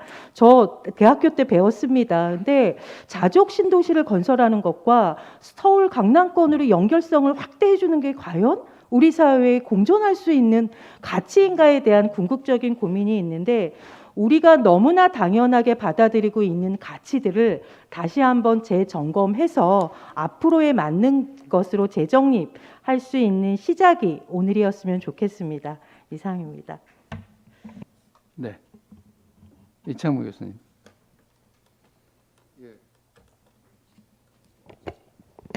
네, 오늘 발표 잘 들어줘서 감사드리고요. 제가 사실은 주경 교수님 말씀하셨지만 3년 전부터 좀 이번 정부에 대한 부분들을 평가하느라고 계속 좀 업데이트되는 과정이었는데 들여다보면 들여다볼수록 참 이건 아닌데 그런 생각이 많이 듭니다. 그래서 너무 망쳐놨고 그래서 야 지금 이게 지금 갈 때까지 가본 건가? 더 이상 갈 데가 없는 건가? 뭐 끝까지 한번 가보자는데 우리가 그 끝을 맛본 건가? 이런 좀 생각이 좀 들어요. 그래서 근데 갑자기 글쎄요 뭐 저는 정치적으로는 전혀 뭐 성향이 뭐 참여나 이런 거 안 하는 스타일이라 어쨌든 뭐 이재명 후보의 국토 보유세가 나오는 순간 아이고 이건 뭐야 끝이 아니었구나 이제 이런 그 좀 뭐랄까 충격을 좀 사실은 받았어요. 근데 그게 뭐 계속 얘기가 되고 또 이게 교류를 하고 이러면서 뭐 이게 뭐 스타일이라서 그럴 수도 있지만 어쨌든 국민적인 어떤 생각이나 바램이나 정서 뭐 인식이나 이런 것들이 전달이 됐겠죠. 어쨌든 뭐 정치적으로 그 성공을 해야 되니까. 그래서 어쨌든 지금까지 나온 얘기는 되돌아오는 식의 발언들을 많이 하죠. 국토부유세에 대한 부분을 포기할 수도 있다라는. 그래서 저는 좀 안심입니다. 사실은 이게 여기까지가 끝일 수도 있겠구나. 그러니까 더 안 나갈 수 있는 상황까지 지금 다다른 것이겠구나라는 좀 생각을 해서 뭐 누가 될지 모르겠지만 어쨌든 지금 상황에서 뭔가 이제 싸울 수 있는 서로의 어떤 갈등의 어떤 한도가 여기까지다라는 좀 나름대로의 안도감은 있어요. 더는 안 가겠다라는 그런 생각이 좀 들었고 다만 이제 지금 우리가 겪은 그런 구도 속에서 제가 제일 걱정하는 거는 이게 뭐 제도적으로 어떻게 고치냐의 문제보다는 굉장히 국민적인 정서가 파괴적으로 변했다는 거예요. 파괴적으로. 그래서 이게 참 이게 쉽지 않은 거라서 그래서 제가 얼마 전에 그 기회가 이렇게 맞닥뜨려져 가지고 젊은 기자분들하고 이게 저녁을 먹으면서 이번에 종부세 관련된 기사하고에 대해서 얘기를 했는데 뭐 2억 원 이상 그 종부세를 내야 되는 분에 대한 기사가 한동안 회자가 됐었잖아요. 근데 이제 그 젊은 기자분들 얘기가 아니 자산이 뭐 90억, 80억이면 2억 종부세는 내야 되는 거 아니에요? 그런 식의 반응을 보이는 거예요. 그래서 물론 머리로는 그렇지 않을 거는 이해는 하는데 감정적으로는 자기도 그런 마음가짐을 갖게 된다는 거죠. 그래서 이번 정부 한 5년 동안 만들어진 가장 큰 문제점 중에 하나가 나도 모르게 머리로는 안 그럴지 모르지만 정서적으로 벌써 그런 어떤 기류에 알게 모르게 그냥 빠져버렸다라는 거예요. 빠져버려. 그거는 사실 해결이 쉽지가 않거든요. 그래서 오늘도 사실은 제가 이걸 얘기를 할까 말까 했는데 임재환 교수님이 말하고 표현하는 것 중에 제가 공대 출신인데 굉장히 단어에 예민합니다. 단어 쓰는 거에. 그래서 그 하나하나 이렇게 막 단어를 고르고 이러는 거에 굉장히 고심을 많이 하는 스타일인데 이 딱 그 남는 그 문장이 있어요. 임재만 교수님의 전세 끼고 집을 사는 세력들에게 꽃길. 이거 굉장히 정서적인 표현이거든요. 이게 뭔가 이렇게 뭐 합리적이라기 논리적이라기보다는 그 안에 논리를 얘기를 하시는데 굉장히 강한 정서가 묻어나는 표현이라는 거죠.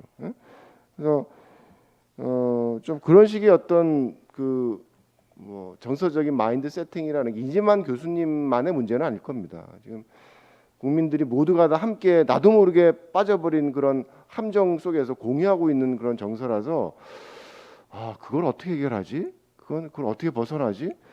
좀 이런 좀 고민들을 사실은 뭐 내가 한다고 되는 건 아니지만 어쨌든 좀 느끼게 됩니다. 그래서 그거를 거기서 벗어나는 게 사실은 우리가 좀 합리적인 그런 시장에서 아픔을 겪지 않고 살 수 있는 가장 큰 요구되는 변화가 아닐까 그렇게 생각을 합니다.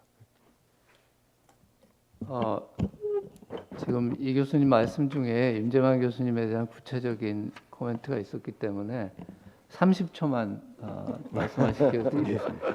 제가 다주택자 전세 끼고 투기하는 다주택자에게 꽃길을 깔아줬다는 얘기는 제 얘기가 아니라 이준규 교수님 말씀을 인용한 건데 제 얘기로 그래요? 오해하신 것 같습니다. 죄송합니다.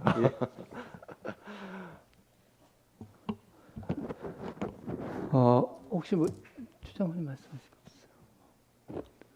회장님이나 뭐 말씀하실 거 없어요? 아주 짧게 하십시오. 네. 30초만 하십시오. 할 이야기가 너무 많아고 짧게 할 수 있는 이야기 아닌데 저희들은 그 공급원 입장에서 봤을 때는 규제가 많다고 다 말씀해 주시는데 너무 많습니다. 사실은 또 세금도 어떻게 내야 할지도 모르겠고요. 그래서 잘못되면 또 세금 또 처벌해서도 따르고 그런데 가장 문제는 저희들이 그 택지를 구매하면 민간 택지 특히 이제 LH나 이런 공급원 택지는 괜찮지만은 개인 택지를 구매할 때는 저희들도 이참에 저 익산에다 한 820대 공급했는데 땅 소유자가 거의 한 400명 됩니다. 근데 아직 그 땅에도 아직도 그 일본 사람 땅이 있어요. 그리고 저 땅을 갖다가 저 자식들한테 물려주고 나면 자식들이 한 10명, 20명씩 되면 땅 한 평 갖고도 20명을 찾아다니면 외국에 가 있는 사람도 있고요. 이런 아주 땅에 대한 문제점이 굉장히 많이 있고 또 두 번째로는 요 교수님 계시지만은 심의가 너무 많습니다. 사실은 심의해갖고 인허가 내는데 그건 한 1년 걸려요. 1년. 그렇다고 해서 땅이 뭐 바꿔지고 막 뒤집어지고 이런 것도 아니고 똑같은 땅을 갖다 놓고 우리는 사업원 입장에 봤을 때 도시, 경관, 뭐 교통, 오만 그 심의를 다 해서 심의 한번 받고 되면 또 교수들 뭐 돌아서 할 거 뭐 있어? 그냥 해요. 짧게 하실 거니까. 네. 그냥 아니 저 심의하는데 진짜 너무 힘듭니다. 네. 사실은 이제 최근에 제가 한번 해봤지만은 뭐 풍합시험, 풍동시험까지 해서 교수들 입장에 따라서 뭐 어디 대학교 틀려서 서로 입장 틀려서 그 사업자한테 저희들한테 이쪽 교수는 이거 맞다, 저쪽 교수는 저게 맞다 해갖고 이 돌아다니는 이런 형태들이 너무 많이 나오고 있습니다. 사실은 그래서 심의를 빨리 줄여서 옛날 같으면 아예 주거 1종, 2종, 3종 다 지금 용도에 맞춰서 해라 있지 않습니까? 2종은 15층 이상 아파트 짓고 3종은 지라는데 일반 자연녹지나 관리지역은 지구단위 계획을 해서 하지만은 2종, 3종 같은 경우도 한 1년씩 걸리고 있어서 이런 제도적인 문제도 굉장히 빨리 개선돼야 할 문제 아니에요. 그래야 공급이 빨라진다 이 말이에요. 네. 네, 이상입니다. 알겠습니다. 감사합니다. 저기 우리가 12시 10분까지는 끝내기로 했고요. 오늘 정말 두 분의 훌륭한 발표 그리고 네 분 토론자님들께서도 뭐 굉장히 절제되고 구체적인 토론을 해주셔서 아마 청중께서도 공감하셨을 것 같습니다. 저 KBS 기자께서 저한테 오늘 이 의견들에 대해서 어떻게 생각하시냐고 물었는데 사실은 대부분 공감을 합니다. 근데 오늘 제가 말씀드리고 싶은 것은 좌장으로서 말씀드리고 싶은 것은 오늘 뭐 이제 앞으로 어떻게 하자는 얘기를 하기 위해서 과거에 뭐가 잘못됐느냐를 얘기를 많이 지적을 했는데 중요한 것은 이제 앞으로 어떻게 해야 될 거냐 그런 선에서 우리가 논의를 하는 거지 뭐 누구를 비난하는 것이 목적은 아니었다고 저는 생각을 하고요. 그렇게 이해를 해주셨으면 좋겠고 저는 그냥 몇 가지 말씀드리면 첫째 어떤 생각으로 했든지 결과가 중요하다. 우리말에 새를 잡는 게 매라는 말이 있지 않습니까? 그래서 이제 결국은 정책은 결과로 말해주는 것이지 의도가 중요한 것. 의도는 좋지 않은 의도로 하는 정책이 어디 있겠습니까? 이제 그런 말씀을 먼저 드리고 오늘 이제 주로 이제 어떻게 죄송합니다. 무엇을 고쳐야 하느냐에 대해 이제 초점이 많이 맞춰졌는데 어쩌면은 이제 몇 분 토론자들께서 말씀하신 것처럼 어떻게 고칠 것이냐가 정말 어려운 과제라고 생각합니다. 그래서 한 10여 년 전에 OECD에서 Making Reform Happen 그런 큰 프로젝트를 한 적이 있어요. 왜냐하면 개혁 얘기는 많이 하는데 개혁 방향은 많은데 구체적인 내용도 있는데 정작 어떻게 그 개혁을 실행하느냐는 연구도 덜 돼 있고 너무나 제약이 많다. 그래서 우리는 어떻게를 더 많이 생각해야 된다. 저는 우리 지금 처하고 있는 상황이 딱 그렇다고 생각합니다. 문제점이 드러났고 어느 정도 해결책에 대한 뭐 방향 제시도 있지만은 이걸 어떤 식으로 구현할 것인가에 대한 노력이 진짜 필요하고, 그렇게 되기 위해서는 전문가들뿐 아니라 정부, 정치인, 또 여기 계신 언론, 뭐 시민단체들 간의 폭넓은 공감대가 생겨야 정치 공학을 넘어선 정말 국민들이 원하는 것이 뭔지를 찾아서 대응할 수 있는 틀이 마련될 거라고 생각을 합니다. 저는 기본적으로 사람들은 다 비슷하게 똑똑하고 또 때로는 비슷하게 어리석다고 생각을 합니다. 그래서 어떤 정책을 내놓을 때 나 같으면 이 정책에 어떻게 대응할 것 같다 라는 판단을 한다면 아마 거의 많은 국민들이 그렇게 판단할 거예요. 그러니까 정책을 내놓기 전에 혹은 이 법을 국회에 내기 전에 나 같으면 어떻게 반응할 것인지를 생각해 보면 이게 성공할 정책인지 성공하기 어려운 정책인지 판단할 수 있지 않을까, 이제 그런 생각이고요. 구체적으로는 지금 오늘 논의의 가장 핵심은 다주택자 문제를 어떻게 풀 것인가 하는 것 같습니다. 다주택자에 대한 시각, 결국은 투기꾼과 민간 임대주택 공급자의 이 두 가지 기능을, 그 두 가지의 그 인식을 어떤 쪽에 방점을 두냐에 따라서 참여정부부터 이명박 정부, 박근혜 정부, 지금 정부까지 시각이 이제 바뀌어온 것이 결국은 오늘날 정책의 이제 핵심이라고 생각합니다. 그리고 결국은 이제 여기 계신 모든 분이나 또 정부나 의회나 궁극적인 지향점은 우리 국민들이 지금보다 더 나은 주거 생활을 누릴 수 있도록 하면서 취약계층들도 우리 사회에서 어느 정도의 주거 수준을 누릴 수 있도록 하고, 또 하나 지금 과제는 우리 사회를 앞으로 끌고 갈 미래 세대, 청년, 신혼계층들이, 신혼부부들이 겪고 있는 이 어려움을 어떤 식으로 이제 해결하는 것을 도와줄 것이냐, 이게 이제 모두의 고민인 것 같고요.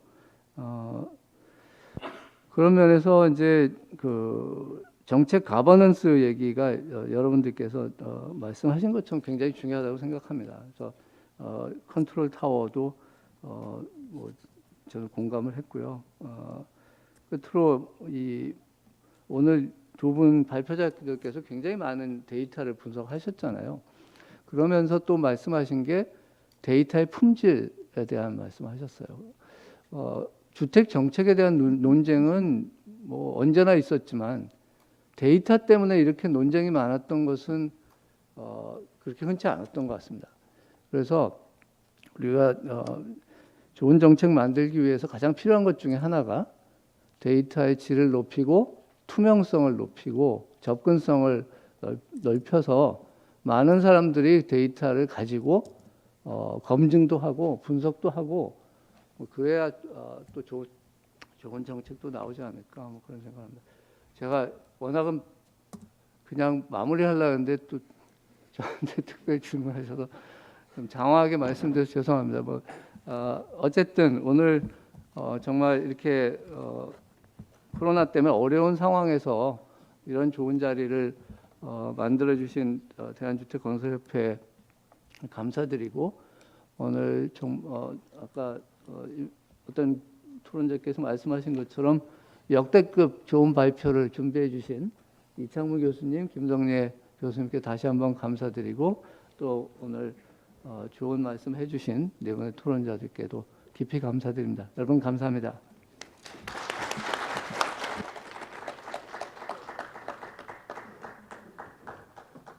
네, 수고하셨습니다. 장시간 토론회에 참석해 주신 모든 분들께 다시 한번 감사의 말씀을 드립니다. 토론회 기념품을 준비했습니다. 나가시면서 좀 챙겨 가시면 감사하겠습니다.